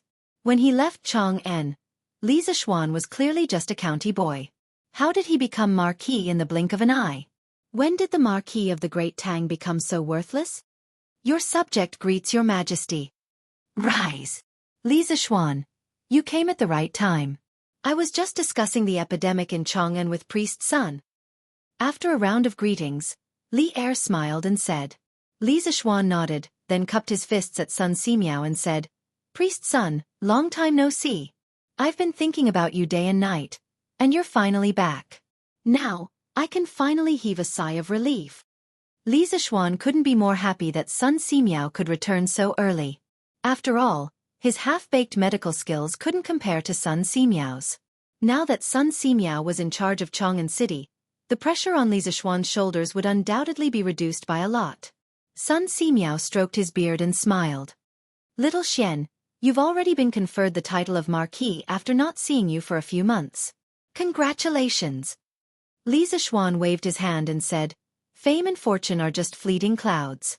Priest Sun, if you're interested in an official career, I believe His Majesty will not let a bright pearl be covered in dust.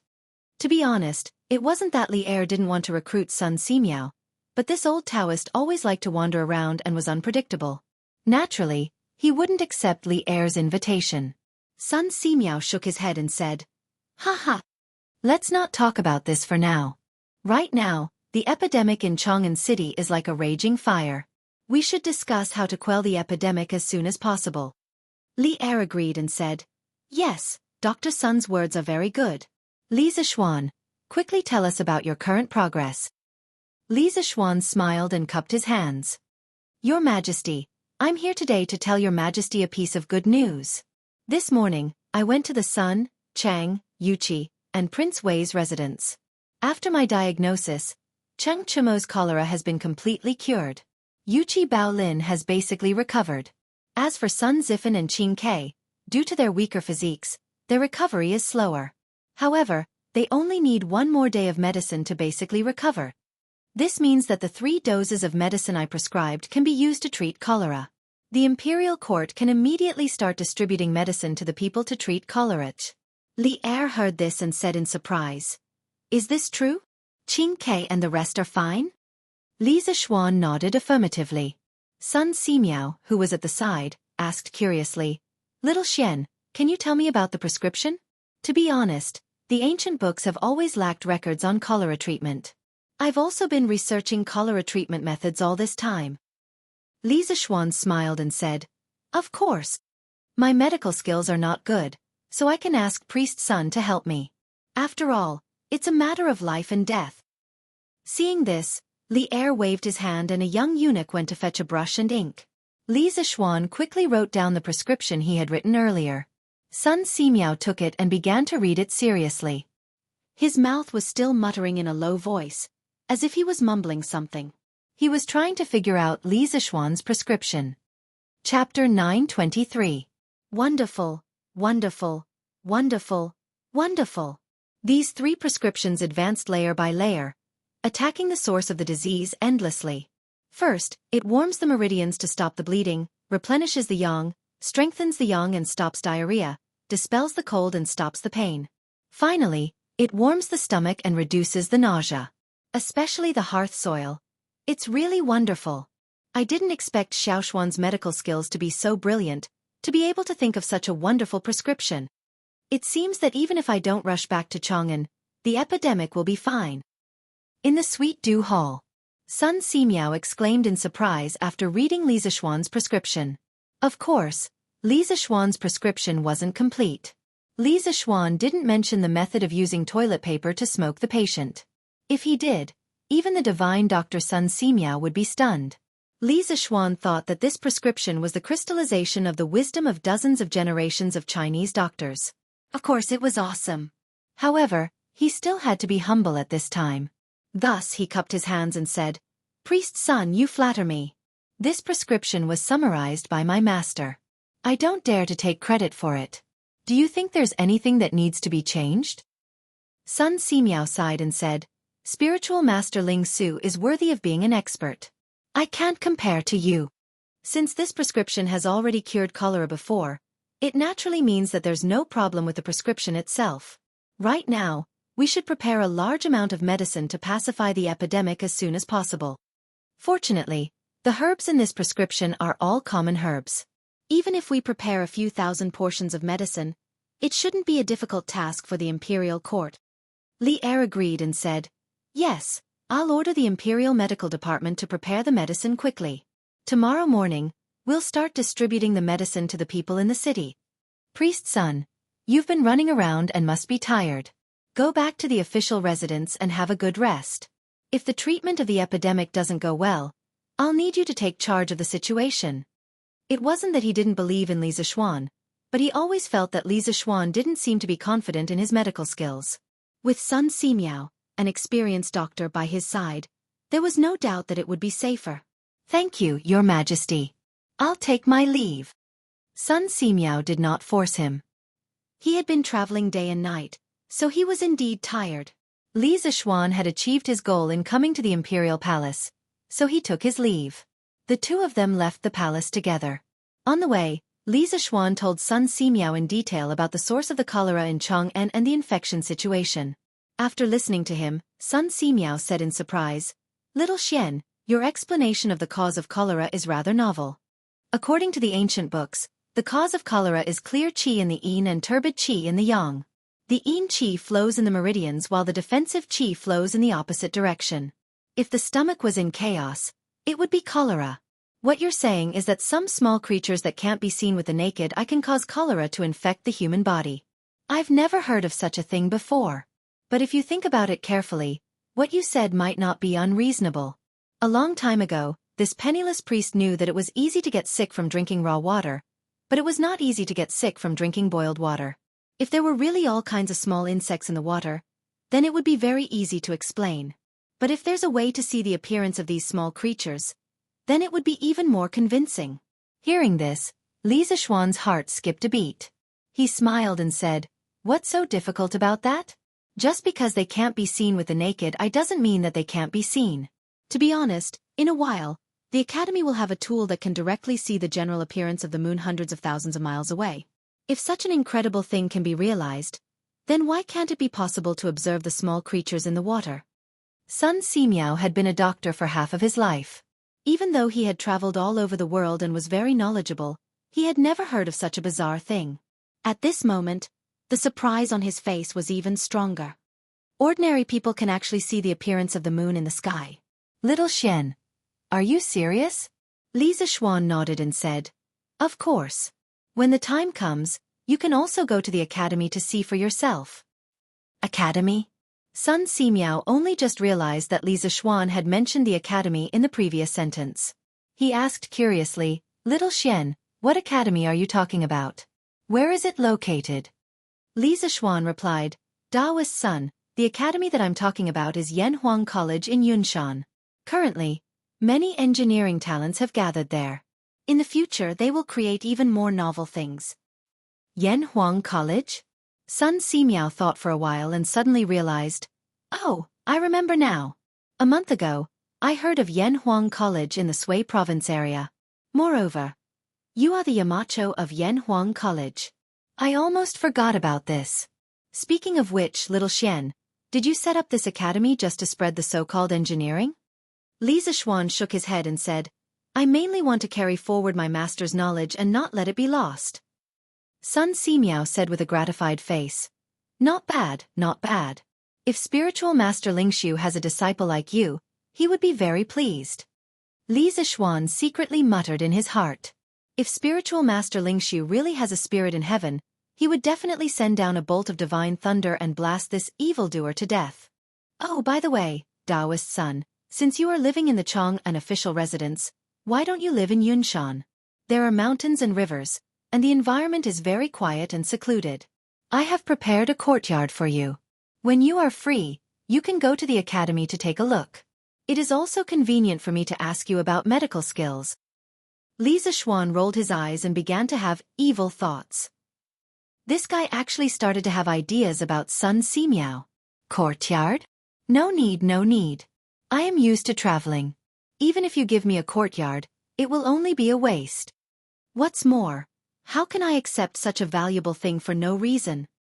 Sun Simiao hurriedly waved his hand. Li Zixuan smiled and persuaded. In the spring of this year, I was attacked by bandits in Zhongnan Mountains and was beaten down a cliff.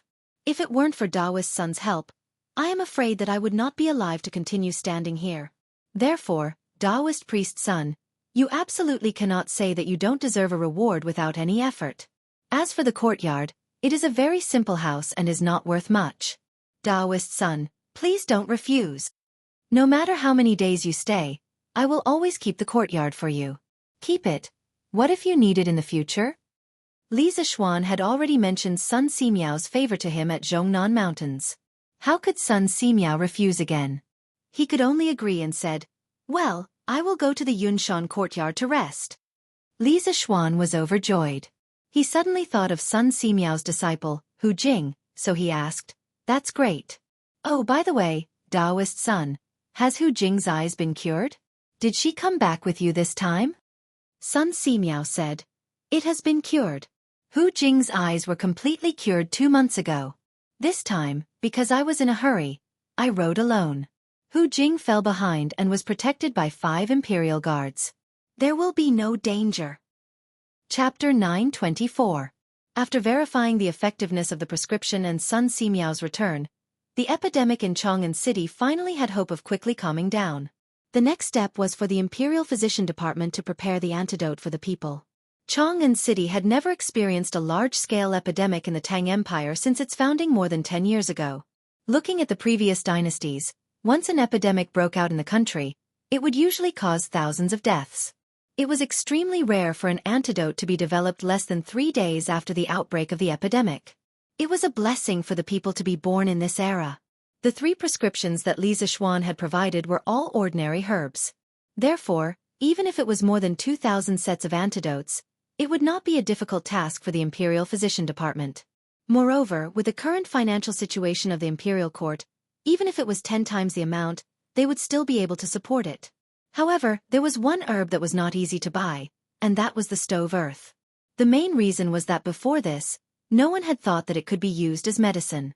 Naturally, no one would collect it and sell it for money. However, it was unrealistic to ask people to collect the stove earth because there was not enough time. Therefore, the antidotes prepared by the Imperial Physician Department's medical officers were lacking the stove earth. Presumably, every household had it. When the antidotes were distributed, they just needed to inform the people in advance. On Li Zixuan's side, when Sun Simiao agreed to stay in the Cloud Mountain courtyard, he immediately gathered people to tidy up the 3rd courtyard, and quickly arranged all the commonly used furniture inside. Sun Simiao took some luggage from the official residence and arrived at Yunshan Villa. First, he stood outside the academy and sighed at the luxury of Yanhuang College. When he saw the temporary residence that Li Zixuan had arranged for him, Old Sun suddenly lost his calm. In the morning, Li Zixuan had told him that the villas in Yunshan were very simple and crude houses that weren't worth much. But now, what he saw was a flat cement floor, a 2-story building, and clean and bright glass windows. No matter how he looked at it, it couldn't be considered simple and crude at all. Ahem, Daoist Sun, this courtyard only looks good on the surface. In fact, the materials provided by my workshop and the manpower provided by the academy are really not worth much. When Li Zixuan saw Sun Simiao's expression, he knew what the old Daoist was thinking. Sun Simiao expressionlessly nodded his head. He was too lazy to argue with Li Zixuan. After all, he had been a doctor for so many years that he had long become indifferent to money. To him, wealth and glory were not as important as a medical book or a medicinal herb. Thus, this house was nothing to him. A few servants from the Imperial Physician Bureau brought Sun Simiao's luggage into the courtyard before taking their leave. When Li Zixuan saw that Sun Simiao was willing to stay in Yunshan Villa, he felt a little relieved. At this time, he went up to Sun Simiao and cupped his hands. "Haha, Daoist Sun, I didn't expect that we would become neighbors now. Yesterday, I saved a baby who was infected with cholera. Now his body is very weak." Although Han Xiaoyun's son was out of danger after Li Zixuan's initial treatment, his body was still very weak. The reason why Li Zixuan could come up with a prescription for cholera with his half-baked medical skills was all due to luck. Now, he did not have a good solution for the child. However, now that Sun Simiao was here, all the problems would naturally be solved. Speaking of the patient, Sun Simiao immediately put on a solemn expression. There's a baby who was infected with cholera? Quickly bring this poor Taoist to have a look. He knew better than anyone else how much of a threat cholera was to a newborn baby. It was very likely that the baby would die within a few hours. It was much faster than an adult's illness. Li Zixuan nodded and brought Sun Simiao to the first courtyard not far from here. In the courtyard, Han Yushi was coaxing the child. Li Jingma and Madame Li were looking at the child with a kind expression. They were chatting and laughing. It seemed that they were very fond of Han Xiaoyun's son. Mei Jun was also there. This kid was trembling in the corner of the courtyard. He had a feeling that his son was going to be snatched away by old man Li and the others. Lan on the other hand, was staring at the little DD between Huan Er's legs. She was probably wondering why this thing grew on the child's body. Li Zixuan, who had entered the courtyard, saw the little girl's peeping behavior. He could not help but feel speechless. He secretly hoped that this little girl would not grow up to be a fujoshi in the future. After introducing Sun Simiao and explaining the purpose of his visit, everyone in the courtyard, except for Lan and Huaner, showed a great welcome to Sun Simiao's arrival.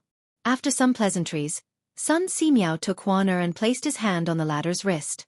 He closed his eyes and carefully checked the child's pulse. The courtyard fell into silence. Only the sound of birds chirping in the nearby forest could be heard. No one disturbed them.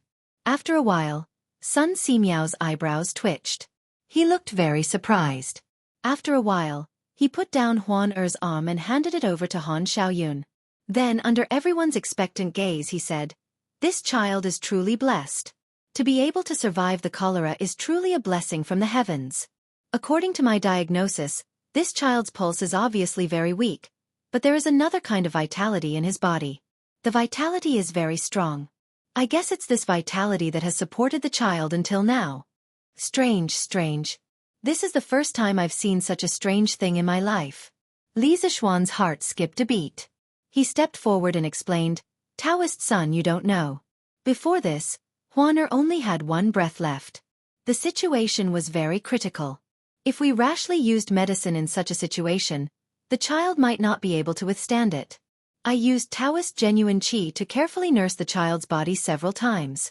Fortunately, Taoist son, you came back at this time." As for the possibility that there was a second kind of qi in his body other than genuine qi, Li Zixuan himself called this qi spiritual qi, he did not intend to tell anyone. Firstly, he was not completely sure. Secondly, this kind of thing sounded too strange. Genuine qi? Sun Simiao looked puzzled. He glanced at Li Zixuan. Then, as if he had accepted Li Zixuan's explanation, he said, "No wonder. But no matter what, this child has survived a great disaster. He will have good fortune in the future. At present, he is just a little weak. I'll give him a prescription to replenish his vitality. At the same time, Xiao Xian, you can give the child only 20% of your prescription for cholera. With these two approaches, the child will be fine within 5 days." Chapter 925. The next day. Early in the morning, under the escort of Wu Ho, the medical officers of the Imperial Physician Department set up cholera antidote distribution stations on the streets of Chang, and with a relatively large flow of people. Anyone who had cholera in their family could come here to get the antidote for free with a certificate issued by the Fangzhang or the Lijiang. When the news came out, the whole city cheered. The people rushed to spread the news. Those who had family members with cholera quickly went to the Fangzhang or the Lijiang to issue a certificate, and then went to the distribution station to get the antidote. The people outside the city knew the news a little later. After the people who came to Chang'an City in the morning heard the news, they had to run back to the village to pass the news to the people who had cholera. Therefore, the first batch of people who received the antidote were mostly people in Chang'an City, or people who lived in villages close to Chang'an City. What? There's still a missing ingredient? This medical officer, what is the missing ingredient? Is it expensive? When an old man heard the medical officer from the Imperial Medical Department say that the ingredients were missing, he immediately showed a worried look and quickly asked. The medical officer did not show any impatience or disdain because of the old man's question. He smiled and replied, "It's not expensive, it's not expensive. Every family has it. It's called hearth soil. It's the charred soil at the bottom of the earth stove. Take it down and use a knife to cut off the charred parts and impurities. Put it in the third set of ingredients you just received and fry it together." The old man suddenly opened his eyes wide and said in disbelief, "What? The soil in the earth stove can be used to cure diseases? I didn't hear wrongly, did I?" The medical officer was about to answer, but the people behind him were a little impatient. "Hey, the one in front, if you're done, leave quickly. Don't block the others from getting the medicine." Yes. We still have to get the medicine after you're done." Suddenly, there was a wave of condemnation. The old man quickly stepped aside and apologized a few times before leaving with doubts. At the same time, at the entrance of the West Market, the most crowded place in Chang'an City, Sun Simiao and his disciple, who had actually set up a stall here to distribute medicinal ingredients to the commoners.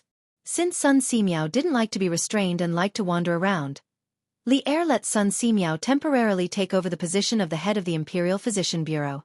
He was in charge of more than 300 medical students, medical officers, and doctors in the Imperial Physician Bureau. However, this temporary head of the Imperial Physician Bureau wouldn't have his freedom restricted. As long as Sun Simiao could come to Chang'an a few times every year, Li Er would be satisfied. "Auntie, have you been prone to relapse recently?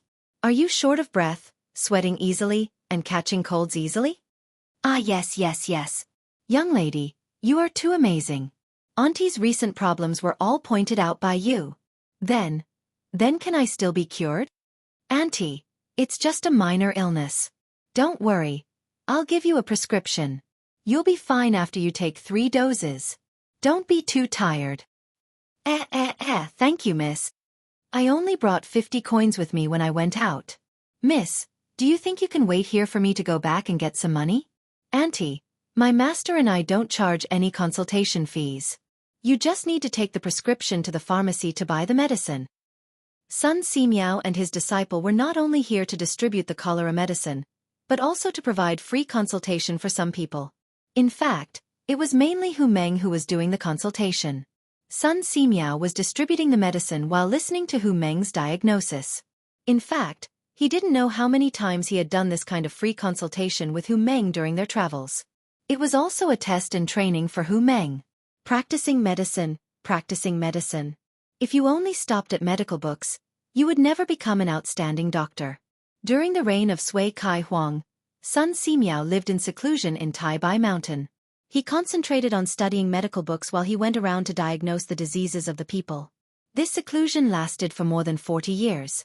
It was because of his 40 years of medical experience that he finally became a medical grandmaster.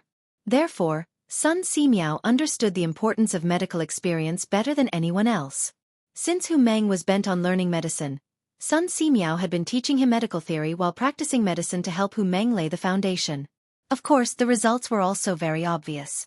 After traveling for more than half a year, Hu Meng had cured at least hundreds of patients. In some places, many people called her the little fairy doctor. How can this be? How can you treat a patient for free? The woman who came to see the doctor suddenly felt a little embarrassed. Sun Simiao turned his head at this time and said, "Madam, today is a free consultation. Of course, we can't take any money. You'd better take the prescription and go get the medicine. There are still patients waiting to see the doctor behind you." Cough. "Thank you, Dr. Sunday." "Thank you, miss." The woman quickly said goodbye. The next patient was a middle-aged man. Looking at his clothes, he didn't seem to be from a poor family. Unexpectedly, he also came to participate in the free consultation. "Dr. Sun, this old man heard that you are holding a free consultation here and rushed over. Can you take a look at this, Meng?" The man didn't directly extend his wrist to Hu Meng. Instead, he respectfully asked Sun Simiao, "What is the meaning of this?" The patients in the line behind began to talk. "He doesn't believe in that little girl's medical skills." "Hey, actually, I don't believe it either. Bull*T, don't look down on people. Although this girl is young, her medical skills are excellent. It is said that when Dr. Sun traveled to Liang province, there was a plague in a village. This girl didn't sleep for 3 days and cured all the people in the village who were infected with the plague. The local people call her the little fairy doctor. Hiss. She's so amazing? Of course. This time, I came specially to find the little fairy doctor to treat my illness. Some people are really blind. After hearing the middle-aged man's request, Sun Simiao, who was dispensing medicine, turned his head to look at the man. Then, he turned his head back to dispense medicine and said, "Your illness can be cured by my disciple, don't worry." This old man still has to busy himself with dispensing medicine. But, no buts. If you don't believe this old man's words, why bother looking for this old man? The middle-aged man wanted to say something, but he was instantly refuted by Sun Simiao. He had no choice but to sit in front of Hu Meng obediently and extend his arm. Hu Meng wasn't annoyed by being looked down upon. She smiled sweetly and said, "Uncle, don't worry. Even if it's an illness that I can't treat, my master will definitely help." As she spoke, Hu Meng's 2 fingers were already on the middle-aged man's wrist. Chapter 926. Uncle, your face is a little pale. Are you afraid of the cold recently? Your limbs are not warm, and you are often in low spirits? After a while, Hu moved her finger away, looked up at the middle-aged man, and asked. And yes. The man answered in a muffled voice. Hu continued, "In addition to these, have your waist and knees been weak recently? Frequent urination and excessive urination at night?" The man nodded again. When the patients in the queue saw this, they couldn't help but admire Hu's medical skills even more. At this moment Hu said, "Uncle, you have a deficiency of yang, and it's a deficiency of yang in the kidney. I will give you a prescription to replenish your yang qi. You have to pay attention to not be too tired recently." Deficiency of yang in the kidney? Haha. So this brother has a deficiency of the kidney. The patients in the queue were stunned at first, and then they couldn't help but laugh. A big man was actually recognized by a little girl as having a deficiency of the kidney. This was indeed very embarrassing. The middle-aged man was laughed at until his face turned red. He couldn't wait to find a hole to hide in. Whose expression was calm. There was no ridicule or any other messy expression on her face. She was like a master who had seen through the world of mortals. In just a few breaths of time, Hu had actually finished writing the prescription. She glanced indifferently at the patients who were laughing behind her. With just one glance, it was as if there was some kind of magic power, and the mocking laughter gradually stopped. Master said that there is no need to be afraid of treatment. Mortals eat grains and miscellaneous grains, and there is no one who doesn't get sick for a lifetime. Everyone, please don't ridicule me for no reason. Don't do to others what you don't want done to yourself. Hu said meaningfully. Then, she said to the middle-aged man in front of her, "Uncle, this prescription was developed by my master. It is specially used to treat deficiency of yang in the kidney. Please keep it well." The middle-aged man felt both embarrassed and ashamed. He hurriedly said a few words of thanks and left. Next. Today was Tuesday. Yanhuang College officially started classes today. Cheng Chumo and Yuchi Baolin went to the college. Although Li Tai and Sun Zifen had recovered, they were still weak and needed to rest at home. In addition to the few of them, there were a total of more than 30 students in Yanhuang College who were infected with cholera. Li Zishuan sent people to the students' homes one by one to understand the situation. After confirming that no students had died of cholera, he was relieved. Today, Chang'an City was distributing medicinal herbs. After breakfast, he rode a horse to Chang'an City and happened to be at the entrance of the West Market. Li Zishuan had seen how Hu treated the patients just now. Now, whether it was her temperament or appearance, it was as if she was a completely different person. She used to be a blind farmer girl, but now, she had become the little fairy doctor, who was respected by everyone and had an extraordinary temperament. She had changed a lot. Haha, old Hu has suffered for half his life. Now, the bitterness is finally over and the sweetness is coming. One of his sons entered the college, and the other daughter is studying medicine under Sun Simiao. Both of them have a bright future, and their merits are immeasurable. Li Zishuan was sincerely happy for old Hu's family. Then, he quietly left and walked to the other places where the medicinal herbs were distributed. He wanted to see the effect of the medicine in the other places. Datong Daily reported that the Imperial Physician Department was distributing the cholera antidote for free today. However, for the people who lived close to Chang'an City, They had already heard the news before they saw the newspaper. Therefore, the newspaper was mainly for the villagers who lived far away from Chang'an City to spread the news. As for the 6 villages that belonged to Xianxia, such as Hanjia Village, Plum Village, and Liujia Village, Xianxia would send enough medicinal herbs to all the families with cholera patients. The total amount of money was not much, so he treated it as a benefit to the villagers. Therefore, none of the people who came to Chang'an City to collect medicine today were from Xianxia's fiefdom. Xianxia rode Whitey around almost half of Chang'an City. Seeing that there were patients' family members lining up in an orderly manner in front of all the medicine distribution points, Xianxia felt slightly relieved. As long as all the people who contracted cholera received the medicine, this sudden outbreak of the epidemic would soon be quelled if there were no accidents. As far as he knew, there had not been a single case of death in this epidemic. It could be said that the epidemic was quelled at the cost of 0 casualties. It was truly a one-of-a-kind thing. At noon, Xianxia went to Shishiko again. He invited Sun Simiao and Hu Jingjing to Zuaxian restaurant for lunch. They hadn't seen each other for a long time, but Hu Jingjing's personality hadn't changed. She was still quiet and calm. Sitting with this kind of girl, no matter what kind of mood you were in a moment ago, whether it was excitement or sadness, you would immediately calm down. During the meal, Xianxia asked Sun Simiao and his disciple about the things that had happened to them during their travels. The epidemic, the free clinic, and all kinds of difficult and complicated diseases. There were also some diseases that Xianxia had never heard of before. The experience was so rich that it could be written into a book. Young master, I was so happy that I couldn't sleep the whole night when I received a letter from my brother saying that he had been admitted to Yanhuang College. In the beginning, the 2 of us were blind and stuttering. If it wasn't for young master's help, I would probably still be playing cockfighting in the courtyard. I actually proposed a toast to young master. Young master, you have a kind heart. Good people will be rewarded. Halfway through the wine, Hu Jingjing held the wine glass and stood up to thank Xianxia sincerely. Although Xianxia was now Marquis, Hu Jingjing was still used to calling Xianxia young master as usual. After saying that, she raised her head, revealing her white neck, and drank the wine in the glass in one gulp. The little girl's cheeks immediately blushed. Xianxia shook his head and smiled. Okay, don't drink anymore. The one who saved you and your brother was Sun Daozhong, not a lazy person like me.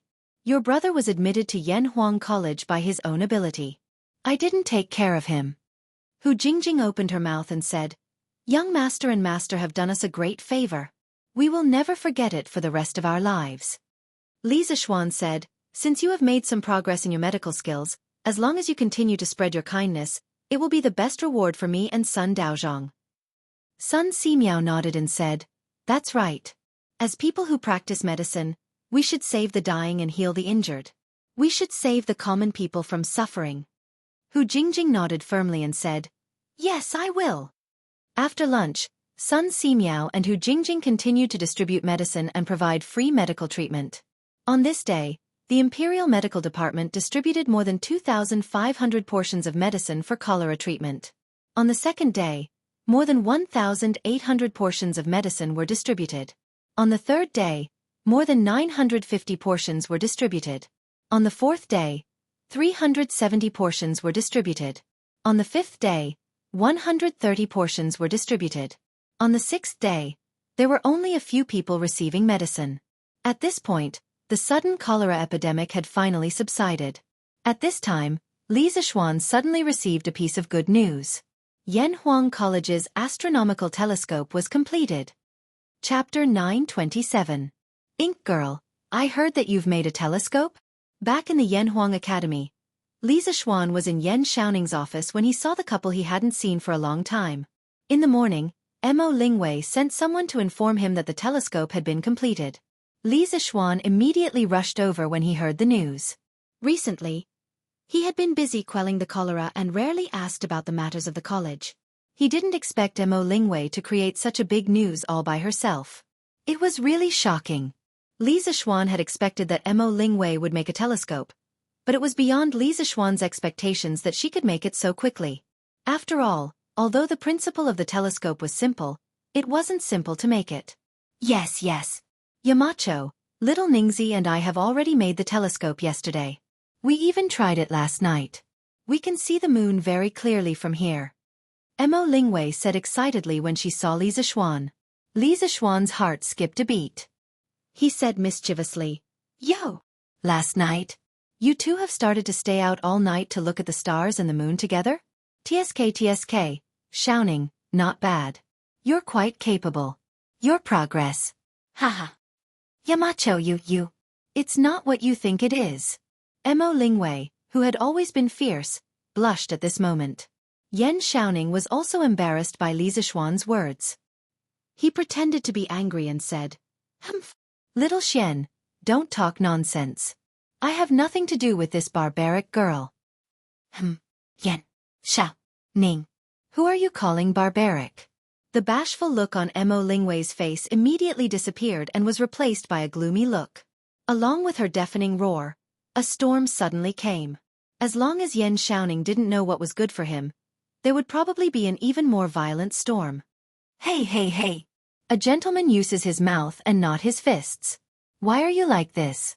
You're a lady who keeps shouting and fighting. Who would dare to marry you in the future? Yan Xiaoning had obviously suffered from Mo Lingwei's attacks before.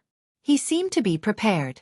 He used Li Zixuan's body to dodge Mo Lingwei's attack and said sarcastically while dodging. Mo Lingwei's lungs were about to explode. She pointed at Yan Xiaoning and said angrily, "What does it have to do with you whether I can get married or not? Even if I can't get married, I won't marry a bastard like you. Don't run. Stand if you dare." Yan Xiaoning made a disgusted face and spat. "Humph. Even if you don't marry me, I don't want to marry you. Don't flatter yourself. I, Yan Xiaoning, would rather be alone for the rest of my life than marry a barbaric woman like you. Yan Xiaoning. I'm going to kill you." Mo Lingwei was really angry this time. She took a big step forward and appeared in front of Yan Xiaoning. She wanted to catch this bastard. Who knew that Yan Xiaoning was so cunning? He used Li Zixuan's body to play around with Mo Lingwei. Li Zixuan couldn't help but feel a little angry in his heart for this pair of adulterous couple to show off in front of him. Forget about showing off your love, but you still King ran over to show off your love in front of him. That was unbearable. Li Zixuan didn't say anything. He grabbed Yan Xiaoning and threw him in front of Mo Lingwei like he was throwing trash. Their eyes met, and what followed was a pig-like scream. Li Zixuan didn't have time to care about this. He shook his head, turned around, and walked towards the atrium next to Guanghua Tower. Even if Mo Lingwei didn't say anything, Li Zixuan knew where the binoculars were placed. He opened the metal door and entered the open-air atrium. Li Zixuan saw a long cylindrical object supported by a tall metal frame. It stood on the roof of the building like a sharp sword piercing the blue sky. Hey! It does look like it. I wonder how far this thing can see. Li Zixuan glanced at the binoculars and mumbled to himself. He then approached the binoculars. When he got closer, Li Zixuan took a closer look. He realized that Mo Lingwei's binoculars were a typical Kepler telescope. She used two lenticular lenses as the objective lens and the eyepiece respectively. The two lenses were combined to magnify distant objects. The structure of the Kepler telescope was relatively simple, and it wasn't particularly troublesome to make. Even so, Mo Lingwei was already very impressive. After all, the industrial level of this era was very high. This girl didn't even know how many lenses she had to grind to make the two most suitable ones. Hey Yamacho, give it a try. Using this thing to see the moon in the sky is much clearer than using the naked eye. Mo Lingwei didn't know when this adulterous couple had followed them again. Mo Lingwei walked cheerfully to Li Zixuan and shouted. Before she made the binoculars, Li Zixuan had promised her some conditions. Now, of course, she was hoping that Li Zixuan would quickly inspect the project so that he could fulfill his promise. Li Zixuan put his hands behind his back and rolled his eyes. He said, "Ink girl, it's almost noon. Where do you want me to find the moon? I'll come back at night after the moon rises." Astronomical binoculars can't be used for anything other than viewing during the day. What? You want to use an astronomical binoculars to look at the sun? If you have the guts, then give it a try. I guarantee that you'll be blinded by the brightness. The problem now was that Mo Lingwei's telescope was relatively large. It was fixed in the atrium of Guanghua Building, and the lens was pointing directly at the blue sky. Even if Li Zixuan wanted to use this thing to view the sun, it would be very inconvenient. Mo Lingwei also understood that Li Zixuan was telling the truth. She laughed awkwardly and said, Yamacho is right. Then, Yamacho, remember to come over tonight to try this telescope. Li Zixuan nodded and said, Of course. Mo Lingwei said again, Yamacho, don't forget what you promised Lingwei when the time comes. Li Zixuan asked subconsciously, Huh? What? Mo Lingwei's expression changed instantly. The speed at which she changed her expression was as fast as when she was with Yan Xiaoning. Li Zixuan didn't want to provoke this girl. He instantly recalled something and said, Oh, I remember now. Ink girl, don't worry. As long as this telescope doesn't have any major flaws, I'll definitely do what I promised you. When Mo Lingwei heard this, she immediately smiled and said, Hee, thank you Yamacho. One moment it was thundering, the next it was raining, and the next it was cloudless. This girl was really incorrigible. Li Zixuan didn't want to get involved in trouble, so he quickly left the atrium. At the same time he thought to himself, I hope Yan Xiaoning can get rid of this demon as soon as possible.